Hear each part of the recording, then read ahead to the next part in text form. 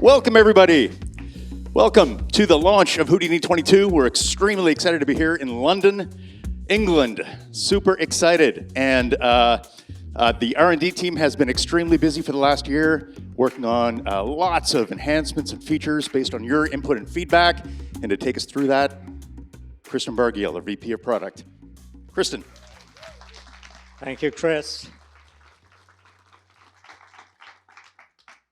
Welcome, everyone. It's really wonderful to be in London again, enjoying the weather, enjoying a new release. Hopefully you'll enjoy it as well. We have a really big show for you tonight.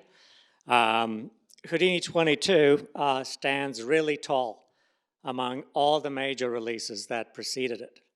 It's got a really hefty breadth of scope, a really aggressive, ambitious R&D agenda, and a clear, confident, and calm direction to get you through these big changes that are happening in this industry. And truth is, Houdini at its core has always been about this, right? Giving you that leg up, that ability, the confidence to go through any challenge in style. And that's something that we as R&D have been conditioned to do from the beginning. That's how we think. That's why you can trust us to always fairly aggressively assess new technologies and adopt them as soon as they're ready, as soon as they're a good fit for Houdini and for what you need out of Houdini. And so for Houdini 22, what we've done, we've really zeroed in on two groundbreaking technologies. One of them is Gaussian splats. And the other one, AI? Good, good, good. Well, don't worry. It's all good. It's all good. So we're weaving them deeper into the software, giving you a smooth workflow that's also coupled with really game-changing functionality. So let's start with Gaussian splats. So that one, if you recall, the initial release was in Houdini 21, right? And it was just a bit of a side tool, testing the waters, letting you visualize, maybe render a little bit of these splats, see how it goes. Well, a lot has changed in the past year. We've turned that little tool into a full-blown tool set that you can access throughout every point, every node of the CG pipeline. And it's not just this little read-only thing that you can visualize and render. And rendering is much better. Visualization is a lot faster.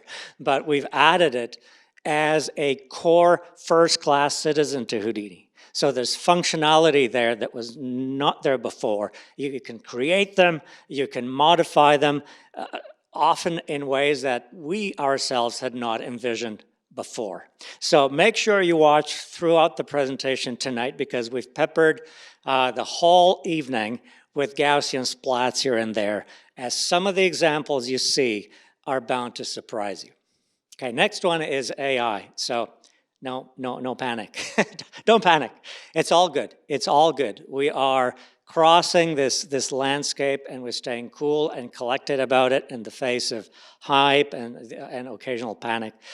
It's all good. It's all good with us, all right? There are really, really good uses for it in Houdini. And as we go through them and study them, we're discovering even better uses, ways that you can use AI in a very controllable manner, in a very customizable manner. So what we've been doing now in Houdini 22 in particular is looking not only at, let's call them business as usual tools, adding neural cellular patterns and whatnot. We're looking at how we can now integrate, big name third-party models like Detectron, SAM, Moge, and seeing how they can coexist with the rest of Houdini in this, what we envision to be a hybrid pipeline, right? Where you have the proceduralism of Houdini, interactive tools in Houdini, and then homegrown ML, and also these big name AI models all living together in the well-orchestrated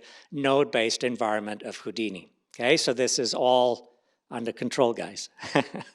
All right. Now, these strategic initiatives aside, Houdini 22 is a rich collection of milestones. And the first one has nothing to do with features and architectures and software development. It's all about celebration. So I am so proud and honored to tell you that 30 years ago was the first release of Houdini. So Houdini is now turning 30, and we are so proud and humbled and honored, like I said, to have been part of your lives and your careers for this long, and we appreciate the opportunity to continue to be that for many years to come. So thank you to all.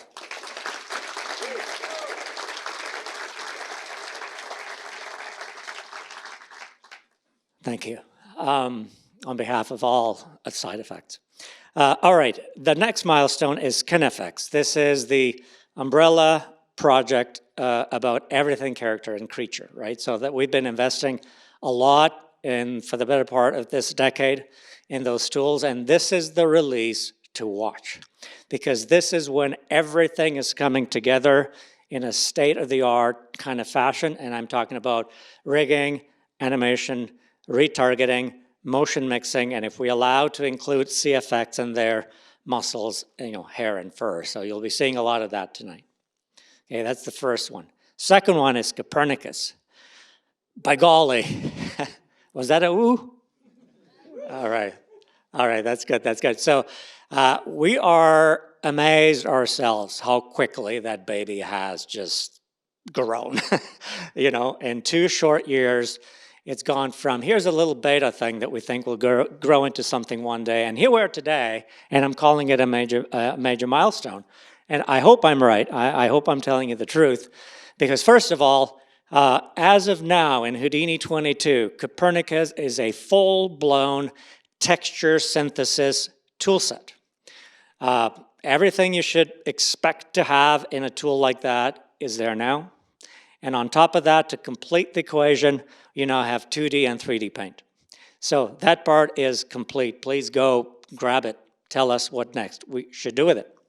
Second part is terrain. We've moved all of terrain, everything that was in SOPs, all the height fields into COPs for a 5 times faster performance and also a more familiar workflow. And that's terrain. So now Copernicus is that as well. We have new physics solvers in it as well to augment the ones that we released last year. And on top of that, this growing ML platform. This is the place that we see the orchestration of a lot of these AI models taking place. That's where the platform itself is strong, and that's where the meat is going to go on the bones. So let's see what happens, and you'll see later today from Scott how we're doing that in Houdini 22. It's definitely giving you a good insight into our plans that way. Then there's Solaris. Solaris is gaining its 3rd arm. And you might go, what arm, what third, why third? All right, so Solaris by design was supposed to have 3 L's in LOPS. Lighting, look dev, and what we thought would be called layout, which we understand had better be called set dressing and world building.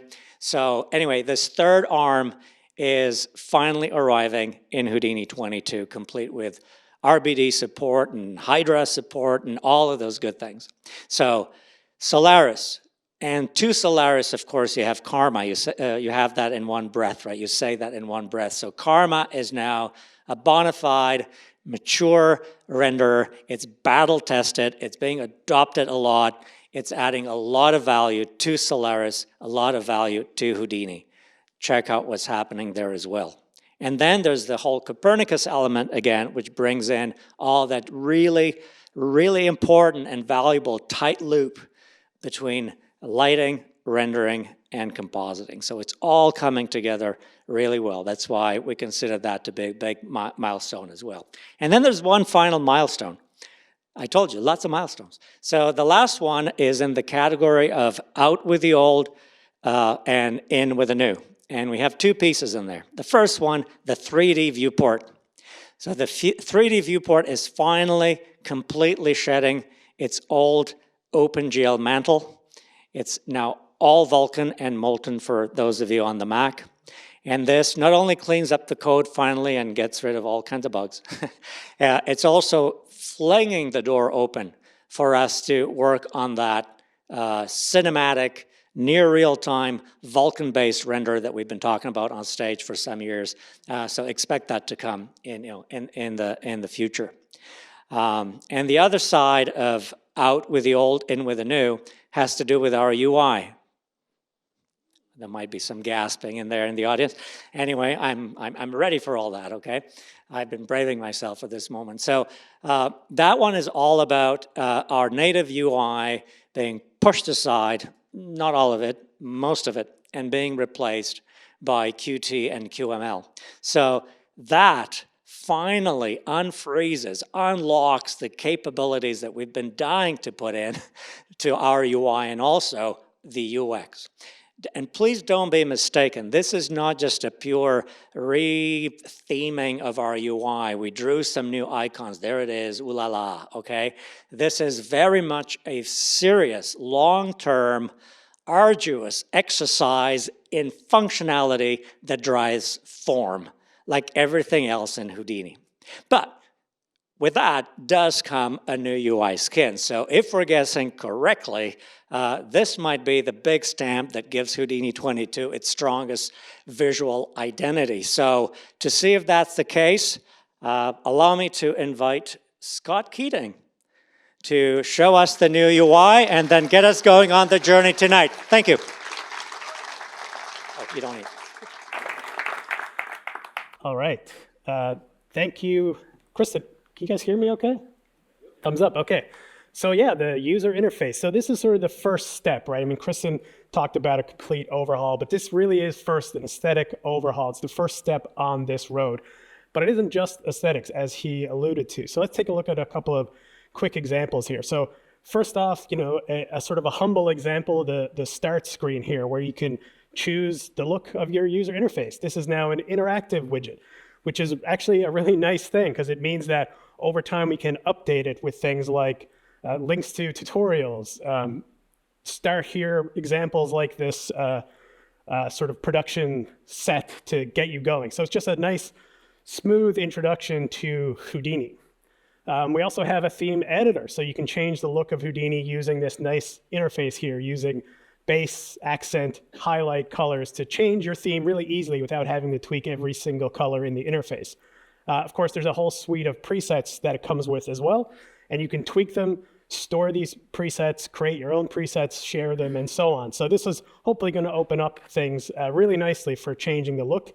And again, global contrast slider to help depending on your workflow if you like high contrast or low contrast work. We've redone the preferences.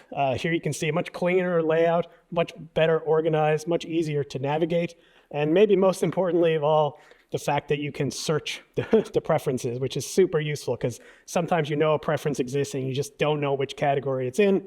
Now you can go ahead and search, find that preference you're looking for immediately. Again, just sort of like small steps towards a much smoother UX for these kinds of things. Tooltips. Here's another example of how we can take advantage of some of this new technology. Tooltips can give you better context, show images, so that when you're trying to figure out how things are supposed to work, you don't always have to dive all the way into the help, although of course you can easily jump to it from here. As Kristen was talking about, Copernicus, Solaris, color is really important. So we've revamped the color picker to give you a much smoother experience, much better suite of controls. You can use, save your own palettes, store your own palettes, edit the colors using a lot of different methods. You can see the OKHSL down there. And of course, we have a revamped color picker that you can pick from anywhere in the UI, even outside your UI, and have a bunch of different options for picking your colors, like harmonious colors, complementary colors, or even blend between two swatches. So this just gives you a lot of better control, easier to pick the colors, and also easier to create these palettes and share them for any sort of production needs where you need to share those things. Here's another really great example where we've upgraded the ramp gallery, the ramp catalog, so it shows up in the interface. You're not just going by preset names. There's a full catalog of ramps that you can pick from for all your various needs. Again, all nice and visual, available for you to work with. You can also alter, generate these ramps. So here we're just loading up that ramp, And now we can sample it adaptively to sort of pick out the key colors so that you can reduce that number of keys on your ramp, make it easier to work with. Or you can actually directly sample, again, from your screen. So here we're drawing this curve. You can see the dots on the curve where we're adaptively sampling it to pick the colors, and you're generating a new ramp from those values. So there's a lot of other enhancements. You're going to see new port shapes in COPS, a lot of other tools along the way. So let's move on to our features. So I'm going to go ahead and ask Esther to come up on stage to talk about KineFX and Apex.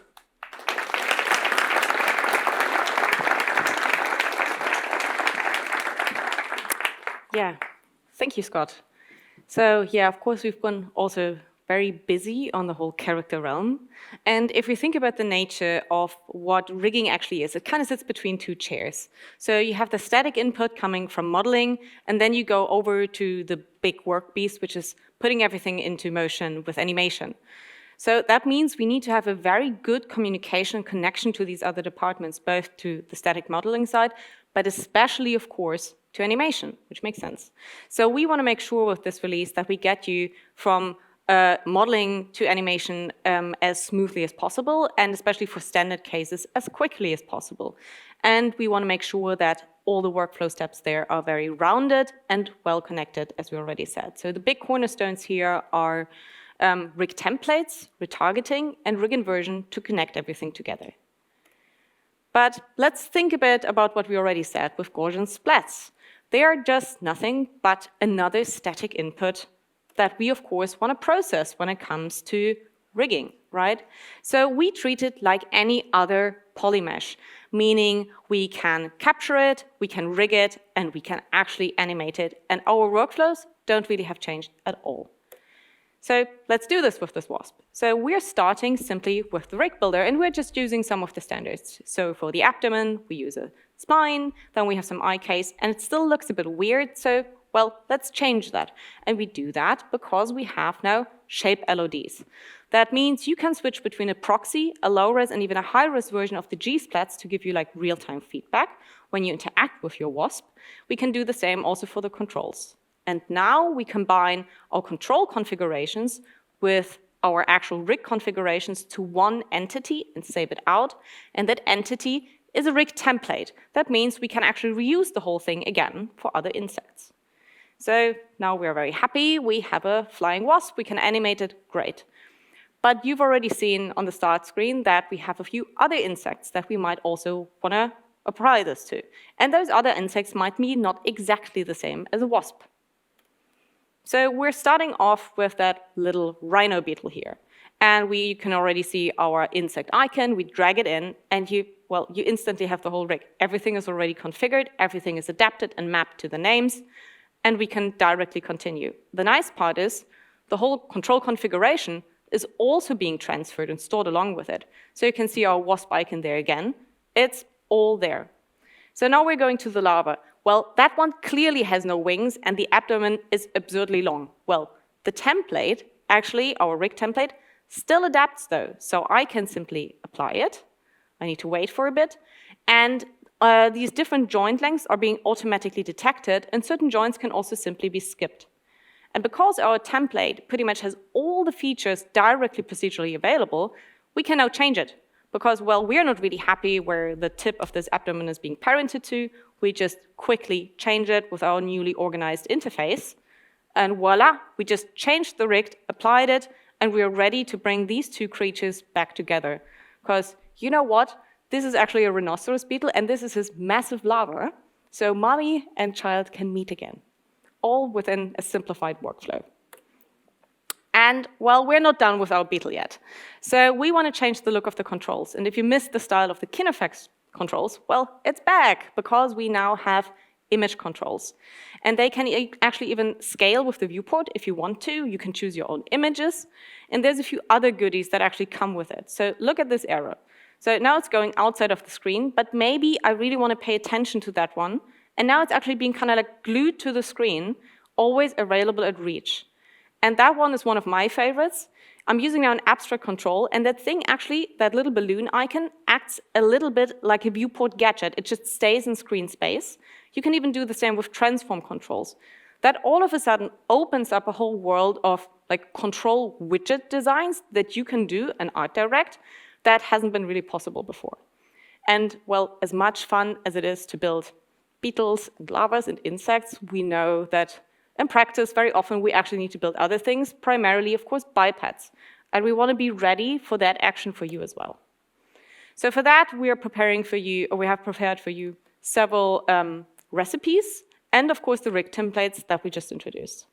So now we start right away with one of those recipes. We just plug our geo and the skeleton in, build a full biped with everything that you need, and we can continue to modify it because, well, now you can just go custom from that point on. We have like a fully redesigned and organized interface in the viewport ready for you that guides you along the way. So if I now turn the mirroring, for example, of the arm on or off, the viewport guides you along the way. You can, of course, add features to it, remove it, change it as you go along. Another important point is that we also have now auto-aiming for joints. That means that should you need to change the positions of your joints, it's often a lot easier doing that with translations instead of rotations. So we can actually help you along the way, making sure all of that is conform. And of course, we don't just want to make the experience of the character setup more convenient. We also have the animator in mind. So we have procedural selection sets ready for you. And you see that interface again for the LOD switching of the controls. It can actually do a few more things. Usually you have a lot of configurations that you have per body parts, and we can nicely organize them now in that one always screen-facing interface where everything is like neatly organized from you. And when you're done, you just collapse it and it's out of the way, and everything is a bit neater for the animator. Next case, an FBX. In this case, I want to take an FBX from Mixamo. So there's a really important thing when it comes to Mixamo. Mixamo skeletons have completely different naming conventions and completely different joint orientations. We can still fully adapt a biped template. In this case, it's a simple biped. Well, and it just works because we have a nice mapping prepared for it. You can also see this here. See what happens here? We are actually conforming the orientations and the names to our standard biped. Why is this important? Think about your poor animator. If you just really quickly need to assemble your scene and you have skeletons from 5 different sources with different names and different orientations, the animator has absolutely no chance to know what to expect and where to find it and how things are oriented. In this case here, with the conformity, we can bring 2 characters from very different sources and worlds together. Everything behaves the same, and this is, of course, the standard and convenience that's important for your animator, and it's even also important for the stability of the rigs that we are generating. So we're good on the biped front. We can quickly create them. We have conformity, but sometimes you want to add a few things. And we decided, well, to add a lot of things. And with this, I present to you Cedric, Lord of Chimps. And we simply wanted to see how all our different, well, character setup, animation, also CFX tools all play together for a character with that level of complexity. And so here you can see what the animator would see. This is actually a play blast from the animation side. And we are combining here so many different things. So we're using the rig builder. We're using the fuse graph. We have blend shapes in there. We have the wrinkle deformer in there, driven keys. We have a custom setup for the armor for Ragdoll and custom setups for the armor in general, and many, many more things for you to be ready to be discovered. And they all play procedurally together. And that also means you don't actually need to look at a graph to create all of this. This all just uses the elements we have and elegantly combines them to that kind of a level of complexity that we are after. And here you can see Cedric with a nice render, of course, as well. One of the things that we do want to highlight for this is the facial setup. And here, in terms of deformation, we're simply combining normal fax blend shapes with the wrinkle deformer. That comes with the advantage that you, of course, have nice control because you're working with fax, but you save yourself a lot of granular detail that you otherwise need to sculpt in because the wrinkle deformer takes care of it. And it doesn't just take care of it, it also breaks it up for a more non-linear look, which really helps you and might even save you a lot of in-between shapes. For the interaction, we have now this nice 2D interface, remember 2D controls, our controls are actually kind of shapeshifters. You have this 2D interface, but you also have the sliders that are directly on the face that we're going to see here again. So as an animator, as you animate, you can go back and forth, switch around as you need it, directly in the shot. These controls do both, and it is exactly the same controls, by the way, that we are just switching the look of. Other than that, of course, we also had to open and close the wings, and for that we used set-driven keys.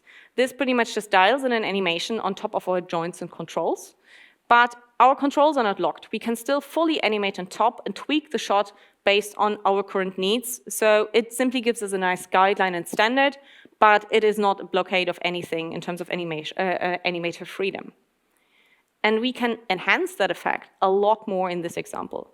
So mechanical setups are actually a perfect candidate when it comes to set-driven keys, and also multi-eye case with constraints. Constraints are very often very important for robotic arms. Same goes for these effects where you dial something in and a few elements plop up. This is usually set-driven keys.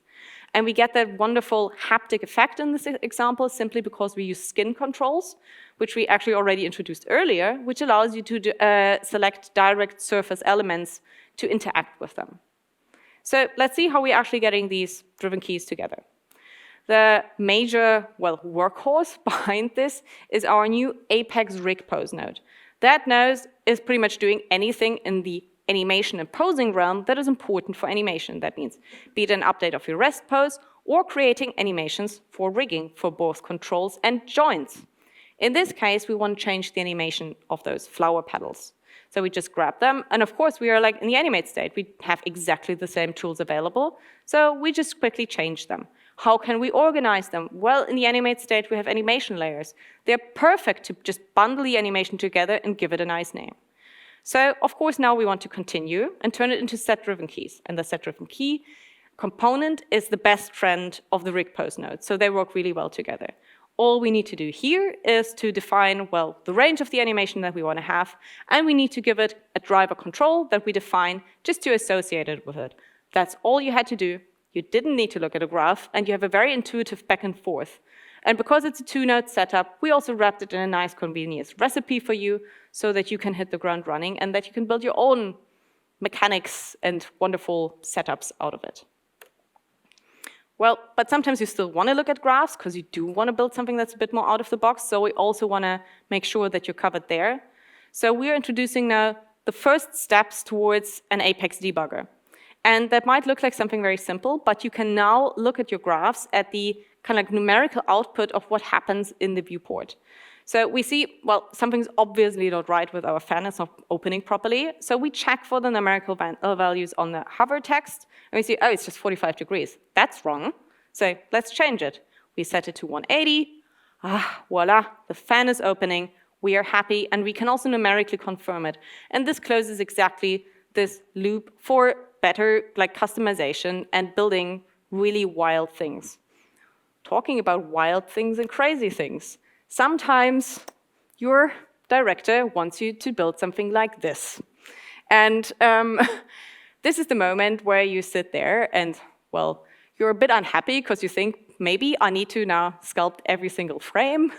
I don't know how to do this. But you know what? Apex has you covered. And we collaborated here with the wonderful folks from Tumblehead to bring exactly this to life with Apex. So let's see how they're getting started. So we're starting with a clump, and we're pretty much starting with the default procedures that we're having. We're having capturing, we're having normal components, and then we just layer on top. And the folks from Tumblehead built a lot of custom deformers, all with CUDA, and of course we can simply connect it in because the HDK is there. So you can do all of this. These deformers are real-time, and you can see how beautiful they just fit into the whole Apex animation workflow directly. The other wonderful part about this is they're also operating always on character in, character out. Who says that if you do these operations that you're just changing the rig? Why not just add another set of arms? Or, add a lot of eyes? You can pretty much go fully wild there. And that level of flexibility is just pure magic. And we have here, of course, in order to achieve this, a whole bunch of wonderful HDAs that are being assembled, but under the hood, they follow pretty much the same principles of what we are doing with our rig components. Everything is glued together. Also these like cool shrink wrap custom deformers, they're glued together using Apex script. So we also wanted to make sure, so both Pumblehead and us, we both had a very strong interest in making Apex script also more convenient. But before I'm going to continue on that, we of course want to see the frog, right? So let's have a look at that beauty. His name is Hank, by the way. And yeah, I still think this is just incredible. Yeah, and that is, of course, the level of customization and craziness that we are after. And you can see Apex has you covered. And you can really push for this. So, yeah. So, I already mentioned that Apex script is something that we also wanted to push. And we wanted to make sure that we can also increase productivity here and make your life more comfortable if you do really want to build something wild. So we built the Apex script comfort package. This is a sneak peek of it. And you will potentially later find it in labs, but it's very exciting. So what we're doing here is we're pretty much providing with VS Code an extension for autocomplete. We are extending that. We're extending this as a Python panel directly in Houdini. And it also comes with an Apex script MCP server. So that means that the MCP server pretty much communicates to a very well curated library. That library has all the information that you need to write good Apex script code. It knows about the syntax, it knows about style guidelines, it has higher level examples, and it has a ton of granular snippets that can be simply searched, put together, and all of this is built in a way that is highly token efficient, and you can connect to, of course, with an LLM to it, and use this to generate now your code. It also comes with a validator to make sure that everything really properly runs. So now you can use natural language and ask it, well, hey, can you please change the color, or in this case, can you please build me 6 splines, make them S-shaped? And of course, it can do that because it knows how to implement a spline, it knows the correlation between joints and controls, the syntax rules that go along with it, and so on and so forth. So we can now communicate in a much easier way and get actually very beautiful presets for proper rig components, or to be honest, any other Apex script code that you're after. As a result, we now have over 300 lines of an actual fully functional rig component with high quality code standards, not just any gobbled up stuff, it actually really follows good examples. And at that point, of course, you can now customize. Or you can customize and then ask a few questions and get help. Or you simply use the MCP to get more knowledge about certain functionalities. How do I implement a lookat? Just ask it, and you're very likely going to get a good example that you can use as a starting point. In the end, it's just a snippet that has been generated. You have no further LLM dependency, so you have the full ownership of the result. And that, of course, increases productivity, and we are very happy about it. He's very happy about it. Well, he's actually very happy because he's got some body motion. And that brings me to, the next very important point that we want to talk about is we've seen now all the great things we can do in the character setup world, but we also still want to sometimes, or even in a lot of times, transfer animation from mocap data over to our character. And we put a lot of love into making sure that you're, especially in terms of bipeds, very well covered. And then you can retarget this one or all of them, and you can do all of this with the following workflow. So we have a recipe ready for you and a bunch of nodes specifically for biped retargeting. And the cool thing about them is they take care and they automate all the steps that are usually very cumbersome. One of them is the mapping of all the joint names to a given standard. This is auto-detected for you, so you don't need to do a single thing. It usually just finds the given standard and applies it. Same goes for rest positions. They're also being automatically derived from your skeleton, and you can directly focus on what's actually important. And now we already have a Mixamo character, and we switched from that one to Electra. You know why that is possible? Because we have this auto-detection, we can also switch over to different orientations and different names. And now we also want to, of course, see how flexible and robust it is when it comes to different proportions. So we switch now from this mixer mode character back to the mad villain, this dude. Again, completely different joint names, completely different orientations, completely different proportions, and the same setup still holds up fairly robustly. And we have here a nice lineup again of these different characters and the retargeting results that we're pretty much getting out of the box. And the exciting one to point out is our little blue blob at the side, because that one is technically speaking not even a complete biped. It is clearly missing a head or spine, but the retargeting biped setup still works actually on it. So this is all great and good. So now we are happy, we have a setup, and we have skeleton animation. But there's a problem. We need to bring that animation from the skeleton back to our rig. And that process is called rig inversion. It's something where you just expect it to work, but it's not always really good to get good results there. And we want to make sure that this process is solid for you. So we put a lot of love into that as well. And here you can see a few examples of that. So we start with Electra's kick again. And now we're a bit mean with the skeleton. We're breaking it on purpose. And we're just crazy extending the leg for an accelerated kick.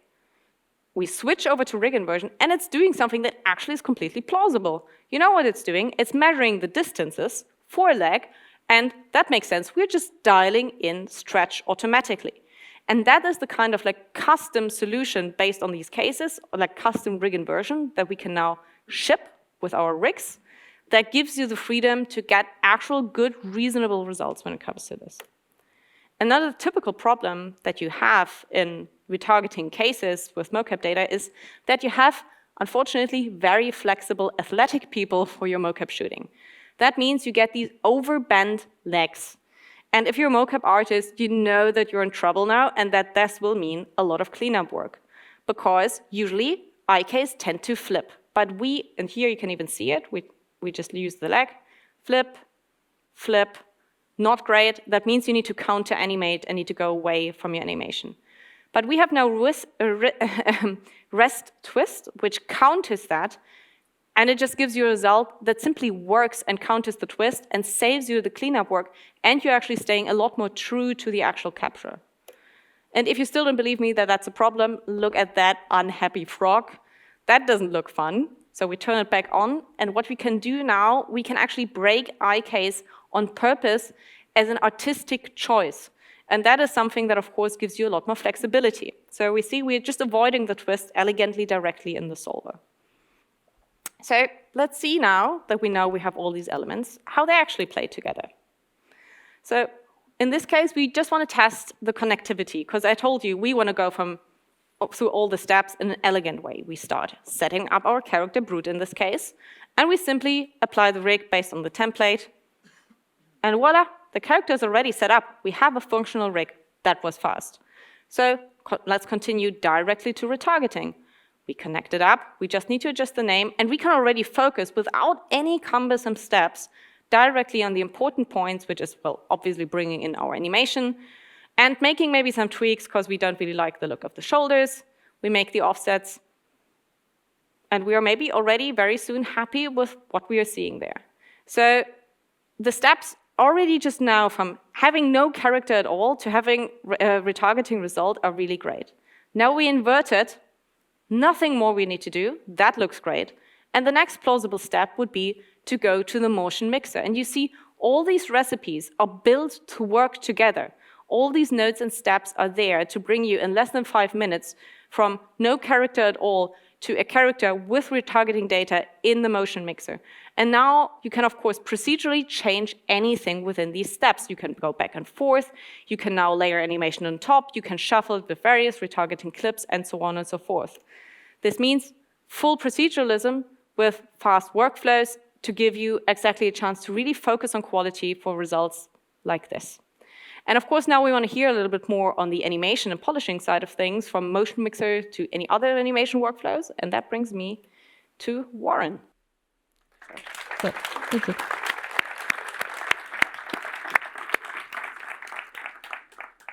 Thank you, Esner. All right. So we're going to begin with speed and how important it is for animators, not just for posing their characters, but also for playback so that they can see their animation in real time while they're working. And here I have 5 characters playing back at 24 frames per second, but what if we had 10 characters, or 15 characters, or even 20 characters, all still playing back at 24 frames per second? We can even go in there and we can open up a new viewport. So say we wanted a camera view. Still, everything playing back at 24 frames per second. And the way that we're able to do this is we have an option in there, and that option is Evaluate Rig in Parallel. Now with this on, this is essentially just taking the characters and allowing them to be evaluated on their own separate threads. And these are the full Electra rigs here. These are not crowd agents at all. So I can go in there and I can animate any single one of these characters. So if we want to take a look at these 2 characters in here, I don't need to turn off anything. I can start adjusting the animation. So say I want to make them look at each other while they're passing by. We can easily do that, again, without needing to turn off any other characters, still maintaining our performance, still maintaining it playing back at 30 frames per second. So again, this is 20 Electra rigs in there. That's over 3,600 controls and over 13,000 channels, all playing back in real time, which I think is pretty impressive. Now let's talk a little bit more about the motion mixer. So you went through it all, you've retargeted your animation, you've set your keyframe animation clips up there, you've started cleaning it up, tidying it up, and now we can start using those clips to build more animation. So we can just drag those 2 clips into the timeline as you see, we can start trimming it, we can start lining it up, we can go and match the joint so it's all aligned properly. And now if we want to, we can drag it over, start blending it by overlapping them a bit, or drag the other side out and start cycling the animation. So really quickly, we can take these animation clips, we can play it through, we've created some new animation. And so I've just continued on here by adding another animation at the end. In this case, it's just having Electra stop walking. I've also added a couple of effects in here, a smooth effect going on. And if I'm happy with this, well, we can use a new feature in Houdini 22, which is called nested clips. And now what this will essentially do, I don't need to look at all this information anymore. I have it already there. So what this will do is combine it all into one simple clip. And you can see here, we have one called a nested clip in there now. And now you can see, simplifying my workflow, I only have one thing to deal with now instead of a whole bunch of things. But if we want to, at any point, we can still go in there, double click, drop down, and we have all of our information in there still ready to go. But again, we don't want to deal with all of this information, so let's just go back to our single clip. And so now we can move it around, shift it, adjust it without worrying about how everything's aligning, everything's locked in there. And if I want to use it again, I can just drag down that clip. And now I have it ready to go to continue building animation. And so if I want to do something like Electra walking, then going, stopping, turning around, and walking the other direction, well, all we need to do is add a transition clip kind of in between here. So we have just a clip of Electra just turning 180 degrees, and we do exactly what we just did. We just start lining it up. We can match the position of it so that the character's all attached, and now we have the character turning around. And again, since we now have this nested clip and it's so simple with just one, I can go in there and I can start adjusting it and adding it to this animation. So we can go in there, we can start trimming this clip if we want. We can adjust where it is, line it up. And in this case, instead of just matching the position, we've turned the character around. So we want the orientation to be facing the correct way. So we'll use match all in this case. And now Electra is facing the correct direction.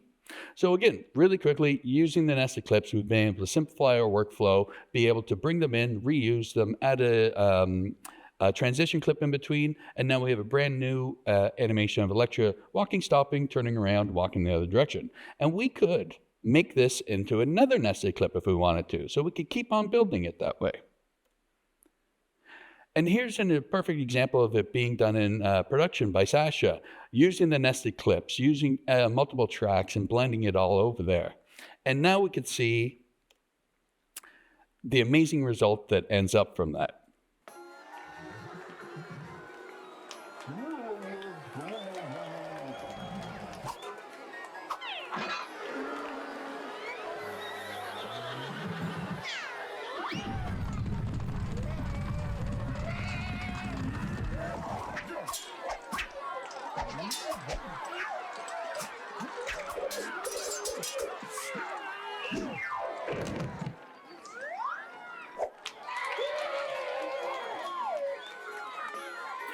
I always love Sasha's stuff. It's so good.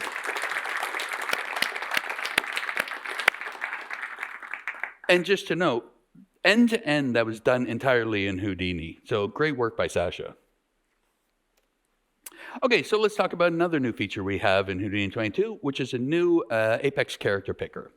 And so if we wanted to see how we could start using it, well, the first thing we want to do is just add a new tab in here. And we can rename that, and now we have a brand new canvas to use.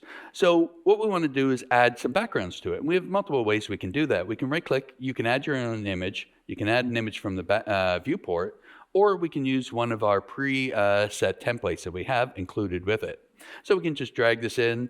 And if I wanted to, I can add something more in here, like hands or something. But I'm going to do that in a different way in just a few moments. We can also go in there, we can add some labels and text if you need a little bit more information for the animators. And once you get this, you can have your background, you're in a good spot. We can start taking a look at how we can adjust, add buttons to our controls. So down the left side here, you can see we have a bunch of preset buttons ready for you to go. And what we need to do, select our shape, we can select our control, right-click, add button. Simple as that. Now we have a button for that control, and it's going to be based off the name of the control, and the color is based on the color of the control as well. So you can see we have it here. We can hide the name if we wanted to after. We can minimize the size of that button. And if we wanted to, we can just go in and scale. So lots of options for how you want to set up your buttons for these controls. Now, what we can also do, instead of doing it one at a time, we can select multiple controls here. And we can right-click in there, and we can go in, and we can add button per control. Now we can just draw it out, saving us time instead of doing it individually. We can do the exact same for the legs if we wanted to, so we can select the leg controls here. And I'm going to switch it to a circle. Now we could do the same thing, right-click, add button per control, drag it all out. Our legs are now done as well. And I could do the exact same for the other side if I wanted, but instead what we can do is just select all these controls, and we can right-click on there, and we can mirror these buttons. So now these will be, of course, mirrored based on the names, but also the color of those mirrored controls. And finally, one of the things I use all the time is selection sets. I use it all the time for doing my animations. But now what we can also do is use these selection sets that you have, and you can right-click in there and add a button per selection set. Now you can have a nice, clear visual way, labeled properly, to be able to select your selection sets very easily and start using them just as you normally would. Now, I mentioned about the hand earlier, but instead of putting on this canvas, what we can do is we can split the view top or bottom. And now we have a nice big clean view, new canvas, but under the same character picker. And we can start building it up so it's a little bit clearer for all the selections, the character picker buttons we want for the hands. So we can do the same thing, just select the controls, we can add a button per control, just draw it right out, and then we have it. So let's take a look at one that I've previously done here. And you can see we have all the Electra picker all set up there. If we look at the bottom, we have our hands and our feet that I've set up there. But what we also can do is go to the right, and I've set up a ragdoll picker for the character as well. And this is really great because essentially when you're using ragdoll, you're interacting with the collision shapes. However, when I'm doing ragdoll, I don't like you looking at the collision shapes. I'd rather look at the skin shape.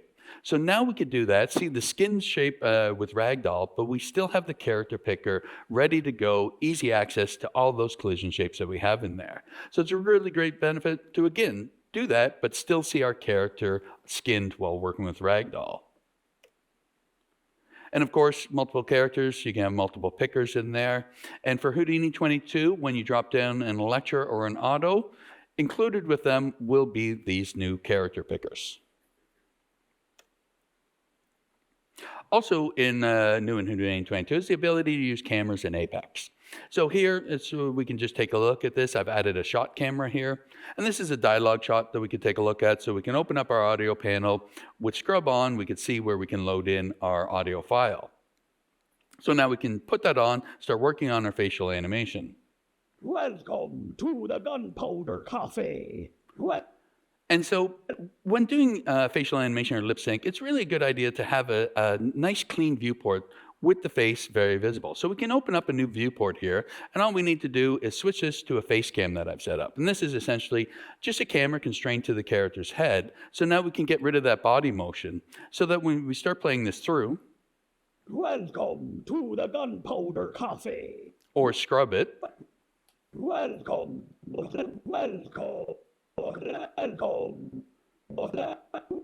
we have a nice clean viewport so we can focus on the face without, it doesn't matter what the body's doing. So now we can take a look at this. We have it all nice and big. And as Esther showed earlier with the facial rigs on the chimp, well, we can just turn on our controls and we can have them directly on the character's face. So we can start just grabbing them, posing them just as you normally would. Or we have a few other options. So if you want to, we can always go in there and we can put it on so we can see the limits of these controls, how they're going on, if we want a little bit more information. But again, like the chimp, we can always go in there and we can take a look. In this case, the box layout, which is an early prototype of what Esther showed. So now here, we can go in, allow the animator to decide how do they like to use it. Do they like to use the box layout? Do they like to use it on the face? I prefer the box layout. It just keeps it a little cleaner for the face while I'm posing things. And now you can go in there, start posing your animation, doing all your facial and lip sync you normally would. Or perhaps you already have a bunch of poses set up in your animation library. Well, we can just use that as well. So we can go in there. If we had some eye shapes that we wanted to use, we can just click on it. And you can see when I click on select controls, it selects all the controls in the viewport. We can dial it on as much or as little as that poses we want. Or maybe we want to do something with the mouth instead. So we can go into the mouth, select the shape that we want to do. And in this case, I saved all the controls out in this pose when I saved it. So you can see it's selecting everything, and when I move it, everything's moving. But if you just want the mouth shape in there to be moving, what we can do is just select the set that we want for that. And now when we dial it in, it'll only dial those controls that are included in that set. So lots of new ways that you can start working with face cams and doing your facial animation and lip sync shots. Also on this, you may notice to the right-hand side there, there's a lot of layers put in there. And this could be generally okay if you want, but this being animation, we get changes all the time. There's always something that's going to change while we're working on a shot. So in this case, say they delayed the audio by 10 frames. Welcome. Well, now nothing's lining up anymore. And previously, this would have been a little bit tedious to do because I'd have to go through each one of those layers and adjust them one at a time. But in Houdini 22, we have a new thing called geometry channels in there. And this allows us to have easy access to all of our animation layers that we want. So we can select whatever we want to go in there. In this case, I'm going to select all my layers, all my animation for the character. And we're going to use another new tool we have in there, which is a retime tool. So with this on, we can just double click in there. And now by grabbing the thick part of this handle, we can really easily offset all of our animation, all of our layers. Welcome to the Gunpowder Cafe. And so now everything really quickly, we've lined it all up. We're good to go again. But let's talk a little bit more about these retime tool because there's a lot of really cool features that we can go in there. So say there was another change. Say after you said welcome, we needed to go in there. We needed to have a big pause and they wanted something to go on there. So we can go onto that frame. We can double click in there. We can drop down a marker. We can drop down another one. And if you make a mistake, it doesn't matter because you can grab the thin part of the handle and we can adjust where that is without moving any of the keys. Once we're happy with where it is, we can just grab the thick part. And now quickly, I can shift all that animation, open up a spot in there, but keeping all the animation as is. So if we want to, maybe there's another thing where we need to speed up our animation. So we could drop down another marker and we can compress it there. And you can see how we can speed it up. But again, all the animation, all the keys outside of it are remaining the same. So there's lots of new ways that you can go in there, really quickly use these markers in the retime tool to start adjusting your animation, your keys, and your curves really, really quickly. All right, let's talk about full body IK and how we can use it to change animation without dealing with all the keys, all the curves, and all the controls that you have on a character. So if we jump into here, what we can see, we have our bookmark down at the bottom, and we can just control drag on this, or if we want to, we can just type in the frame values in the parameter there. And this is going to be setting our range that we're going to be adjusting the animation in. So To do this, it's very simple. We just select a control. In this case, I'm just having the head. We hit H, it gives us a target. We click on this pin button. And now what this does is sets our in and out points based on our bookmark there. So if I want to do any animation change, say I want to make Electra look over. Again, I just need one control while I'm doing all this in full body IK. Now we have it. We have Electra walking, looking over, walking back. Everything outside of that remain the same, just using our change inside. And I can go and do another adjustment in here. Say I want to have her looking up while she's walking. Again, just using one control, quickly changing the pose. Now we can go in there, change all that animation as she's walking, looking up, and continues to walking. But maybe there's something that changed. Maybe now we have to have an axe swing at her head. And we don't want her to get brained by that axe. So what we can do is just go in there and we can just adjust with one control, again, moving her down, just making her duck right under that axe. So really easily, we can get her, pose it, fix up that animation, change it now with just a couple of keys in there. And now she walks under, just dodges that axe. But you can see that hand, the backhand's kind of distracting to me. So at any time, we can still go in there and still adjust more things. So I can select that hand and I can hit H to make it a target. And you can see it goes back more to its original animation. So now we can have that dodging from there. And again, we can continue going on, doing as many animation changes as you want in there. So we can also go in there, use our animation sliders. These fully work with the full body IK as well. So I can start doing breakdowns and in-betweens all in there very quickly, just using the sliders. And so now we have it all going, but we can do one more thing where we have even more control over there. And we have a weight parameter over here. And when we dial that in, we now can control how much or how little of that full body IK is being affected in there. So really quickly, a great way to be able to quickly change animation without dealing with all the controls, curves, and keys that originally made it. And next, let's talk about a skydiver and some pretty rough animation here. Now, instead of me going in and having to hand key all this animation, fixing it all up, we'll take a look at Ragdoll and one of the new features we have in Houdini 22, which is forces. And so here I can click on the forces icon, and what it'll do, we can have 4 new forces we can use. So I'm going to start with wind. So I can just drop that down. I have a control here now, and I can just point it up at the character, and we now can see Electra reacting to that. So we can go in, we can increase the strength, and now we can feel like she has maybe a little bit more air resistance as she would be plummeting to the ground. We also have turbulence. So now if we add this on, you can see we're getting some random motion in there. But look at that head. The head's flopping around a little bit too much. So again, we can use our character picker. I can select just the head collision shape.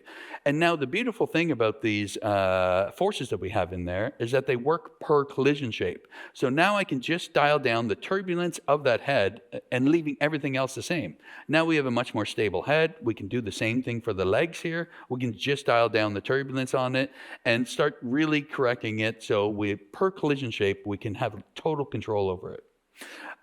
We can also try a magnet here. So I'm actually going to just turn on the display so we can see it pulling. You can see it, as we move it around, it's pulling, pushing the character around. So you can almost start sculpting the pose based on this, just as you pull and tug it away. And if we don't want it at any time when we disable it, it'll turn gray so we know it's no longer active. And finally, our last one is dampen. So we could take this one of going with a more high-frequency character plummeting through the air, and when we increase it, now we can feel like she's almost floating in water instead.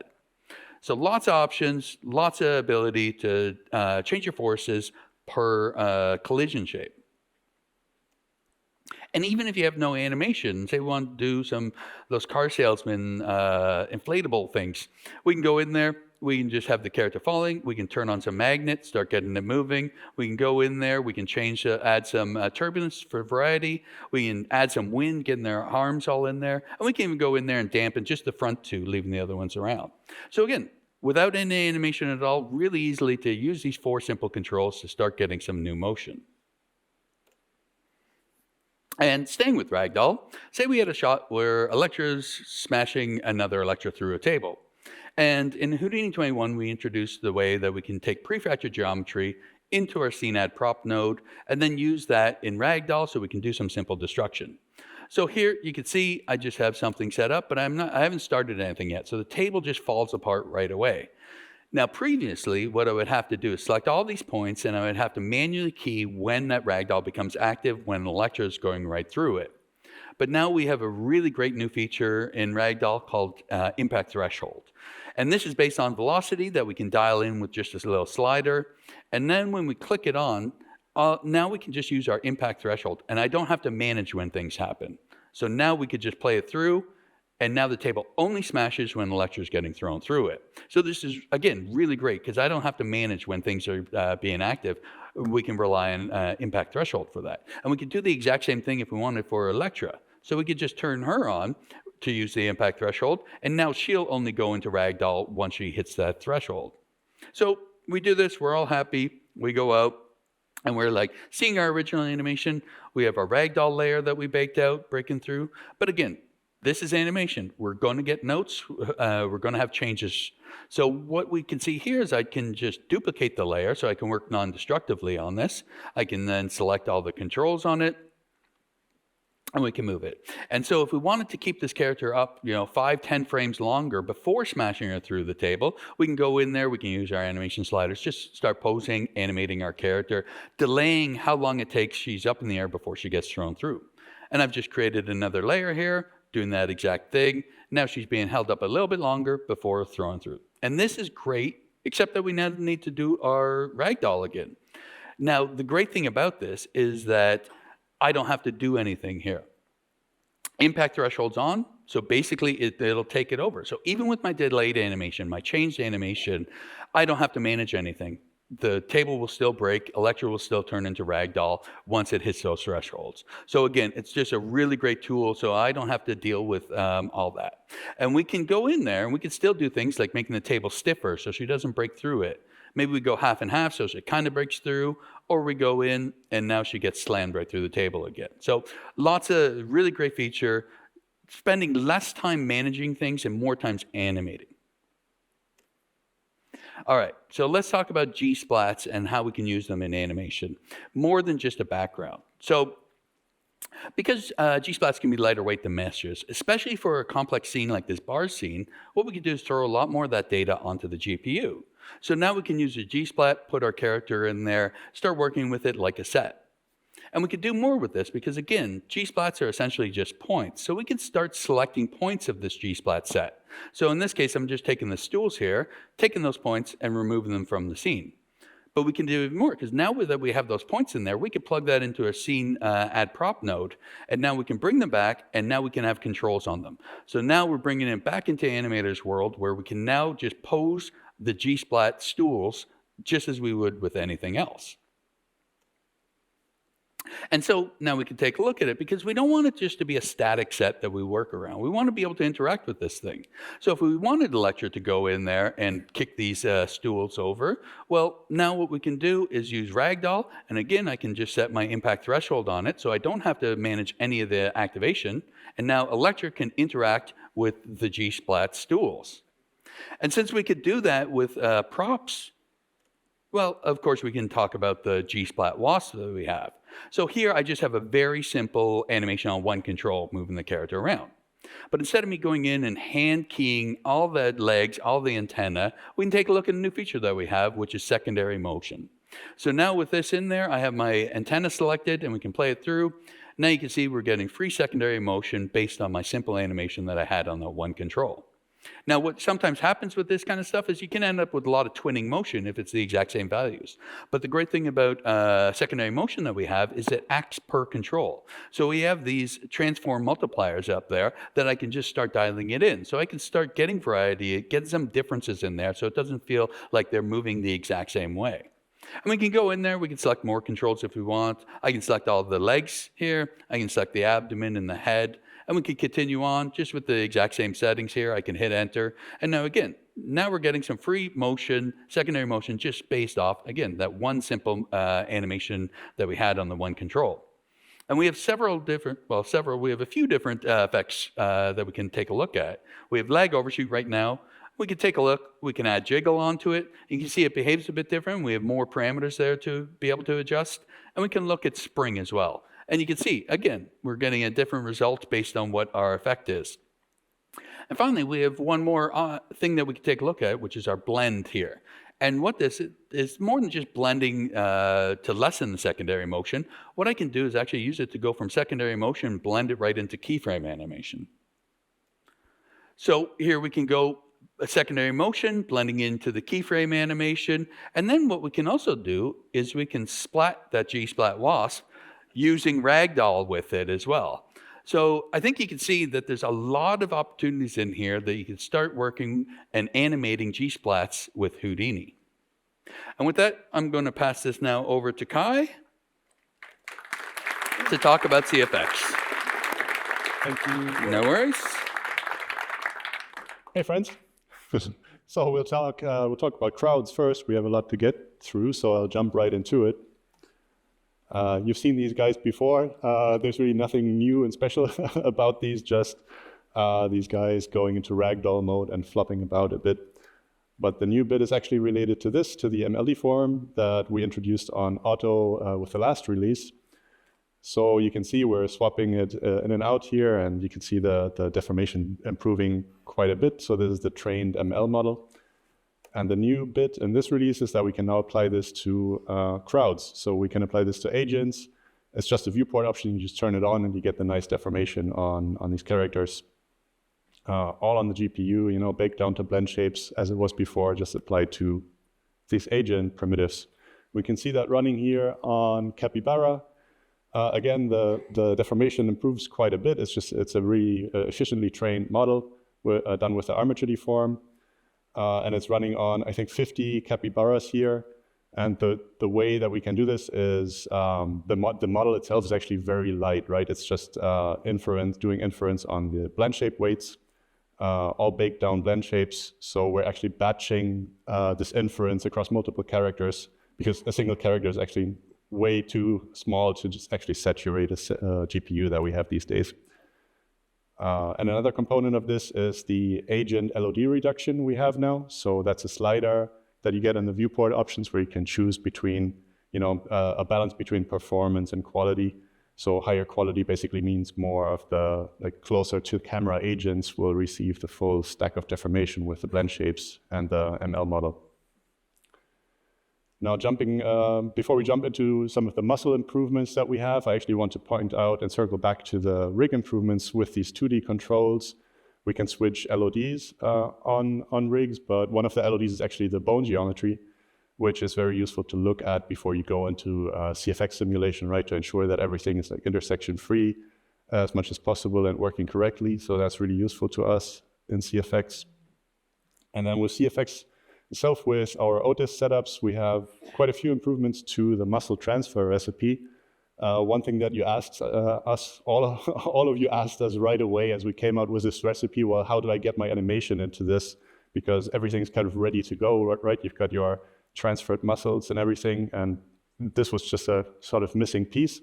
It was actually fairly difficult to solve fully procedurally in the past release, but with the biped retargeting tools that we have now, it was really straightforward to integrate this in the recipe. And then, the main benefit of this is we have, of course, the kind of mirror recipe of this, which is the simulation.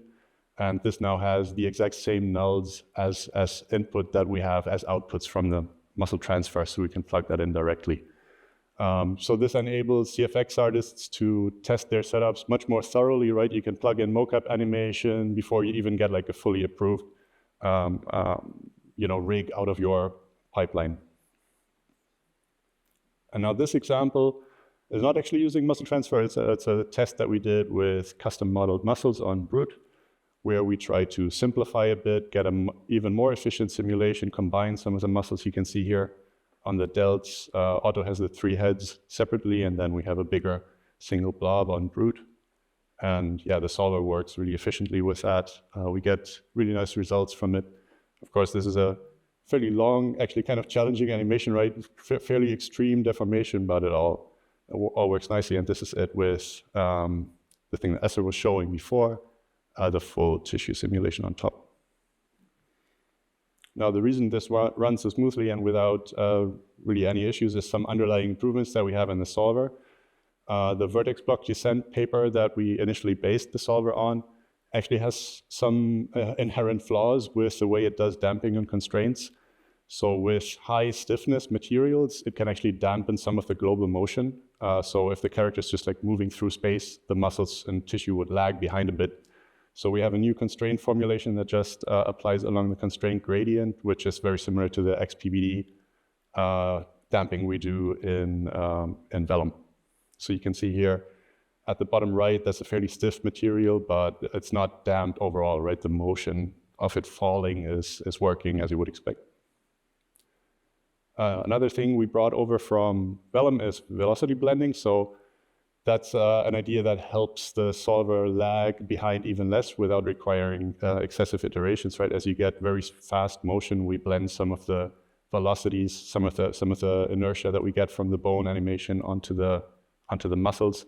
And then as they slow down, we fade that back out. You get the pure simulation, and you get all the benefits, all the jiggle that you actually want from a muscle simulation. Another thing that you've asked us for is more customizability with Otis, right? We kind of purposefully introduced Otis as a more or less black box solver, although you get a lot of control over it on the input side, right? Just with attributes and things like that. But now you can dive in. You have an editable subnetwork that you can actually plug pop forces and all kinds of DOP nodes into to drive more effects. And to take that even further, we have output of stress attributes, so you get all these different components out of it that obviously you can use in that subnet to drive more effects, or just externally to drive shading, wrinkle masks, all those typical things that you would use that for. But maybe the biggest improvement that we have quality-wise is the implementation of proper sliding constraints. So obviously things were already sliding over one another before, but this is an actual constraint that ensures that the surfaces keep touching, but can slide over one another, right? So because it was already sliding, the effect is fairly subtle, but in the middle you can see that, for example, the UV squares under the arms stay a lot cleaner because everything can slide around, and on the left it's maybe a little bit more stretchy.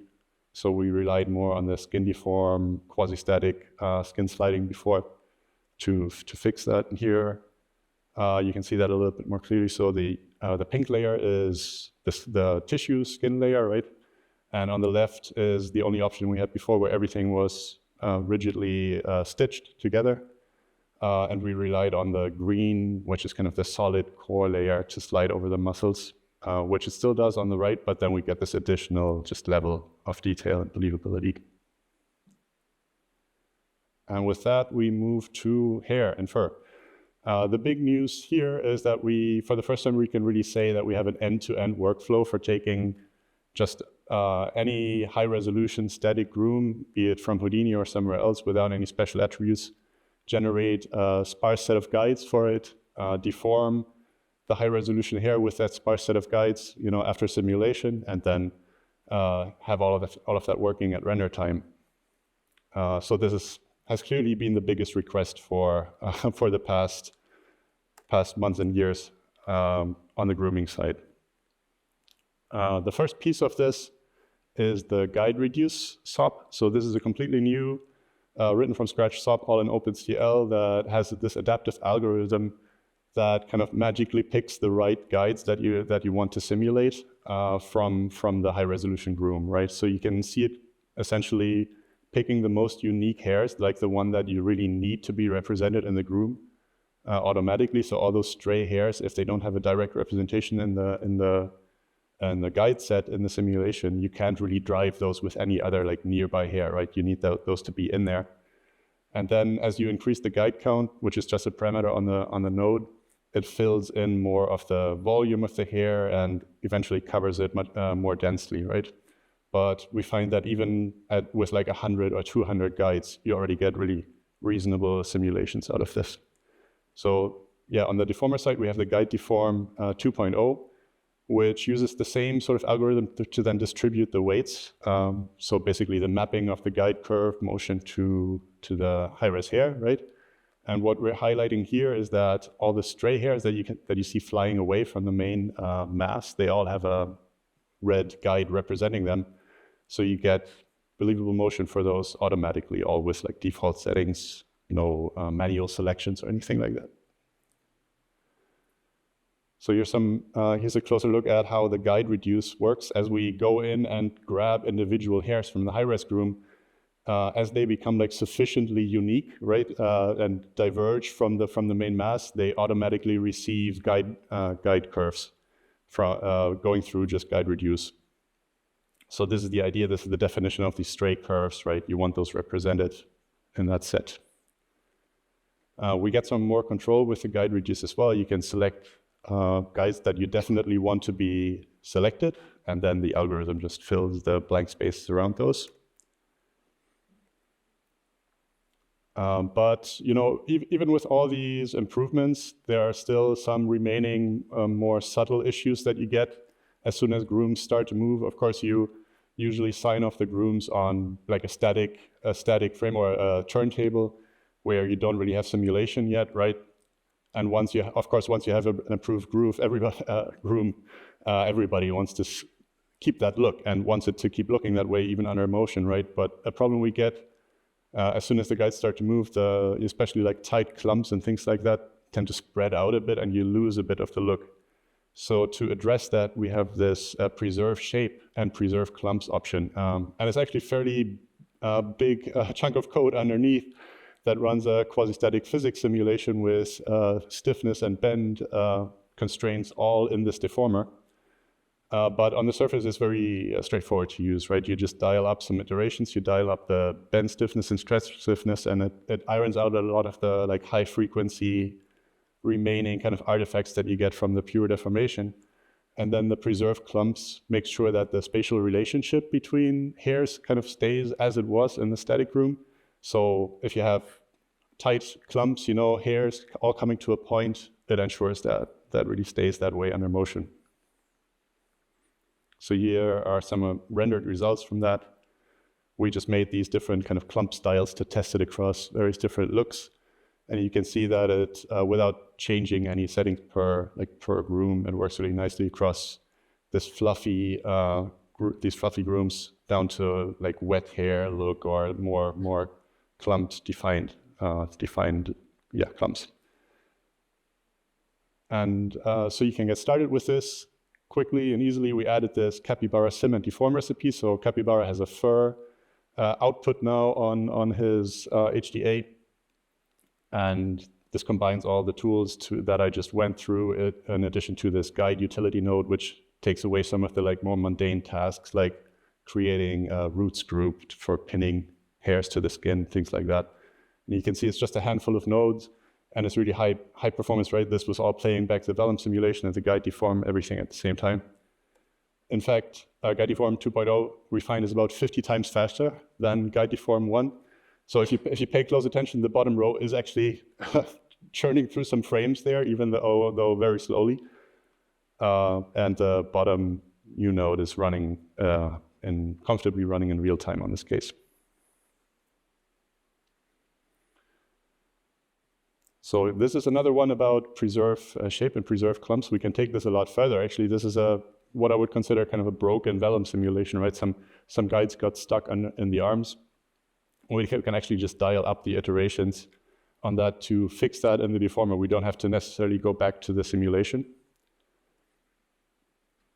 But of course, sometimes you will still want to fix the simulation. So we have new tools for that as well in the shot sculpt that we introduced last release. We have support for modeling curves as well now, and you can actually swap back and forth between those, right? In this example, I'm actually just painting a mask that blends back the pre-simulation guides for the quickest possible fix on something like this. But my favorite thing about it is that you have this combination, right? So you can go back and forth between modeling the mesh. The guides move with the mesh, then you do some fixes on the guides. Whatever you see, you just go in and fix it and go back and forth. I can go back to fixing some deformation on the elbow here. The guides just move with that fix. So it's just a one tool where you just go through the frame range and quickly fix all of the issues very easily. And then things like the masking that Shot Sculpt already had, that all works just the same with guides. You can mask off an area that you're already happy with and then go in and sculpt and fix the remaining issues like we do on the ear here. Yeah, and it's more generally useful though, right? We have this attribute painting ability with so basically animated attribute paint, you can think of it as. So we're using that here to fade in this styling effect where we change the hairstyle and the color, and I'm sure you'll find many creative uses for this, even outside of grooming. This is another look at guide utility. So here we see the roots group being created. We have the ability to snap guides to the skin, create the orient attribute needed by vellum, and just the right way that vellum and both the deformer and vellum need it. And the normalized typical curve U attribute, normalized 0 to 1 value from root to tip, all in a single node, which really cleans up these groom and simulation networks. Yeah, and another big improvement we have is with hair generate, which now has a much nicer interpolation between guides. We brought in this blend in skin space option that you can blend in as a slider. And this is a prototypical example where this really helps a sparse set of guides on very highly detailed skin geometry. You previously needed to add a lot of guides to just basically help the interpolation along. And as you can see here, we can have extremely sparse grooms now that already behave correctly, right? So you're only placing guides where you actually need them for the look that you're going for. But of course, where you really want this deformation to happen is at render time. So we don't just have the guide deform SOP, we also have this configure guide deform LOP.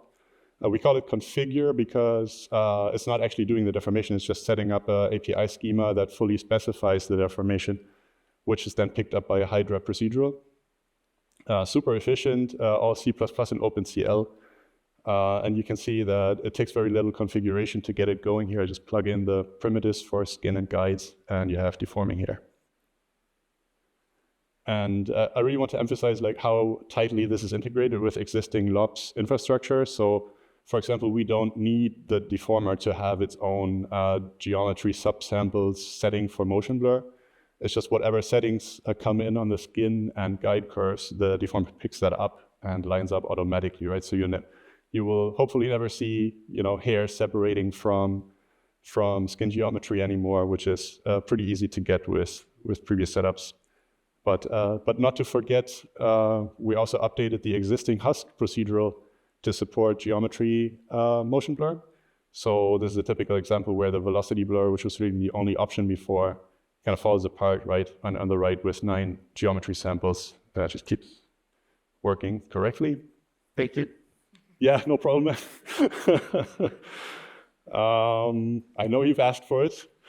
Okay, so here's another example of how this integrates nicely with LOPS, into LOPS. So as we bring in the skin geometry, we just have an option to treat as subdivision surface or not, and the deformer just picks that up. It doesn't require its own setting. And here's an example of just basically the capybara recipe rendered and the whole process, the deformation happening in Hydra. And yeah, very efficient on disk space and network I/O. I don't have to tell you. You just need the static groom once, right? You don't write the groom data per frame. And here's our awesome chimp again. Really beautiful example of this all working together. Of course, not just the hair, but the hair, of course, millions of individual hairs, and I think 50,000 simulated guides. And what I really like about this close-up is that it feels like the individual hairs are simulated, right? But it's just a deformer, kind of everything coming together. The preserve shapes the quasi-static simulation, so you have some, like you're sprinkling some extra simulation into the deformer to get this nice individual deformation. All right, and with that, let's get back to Scott to tell you about modeling and terrain. Thank you. Thanks, Kai. Okay, yeah, let's talk about modeling and terrain. So we've continued to improve the quad remesher with a lot of focus on quad flow. And it's particularly evident with our new method, this rectangular method, which helps especially on like hard surface models like this, where you have these very sharp edges, and you want to make sure the mesh follows those hard edges, which is actually a very difficult problem for quad remeshing in general.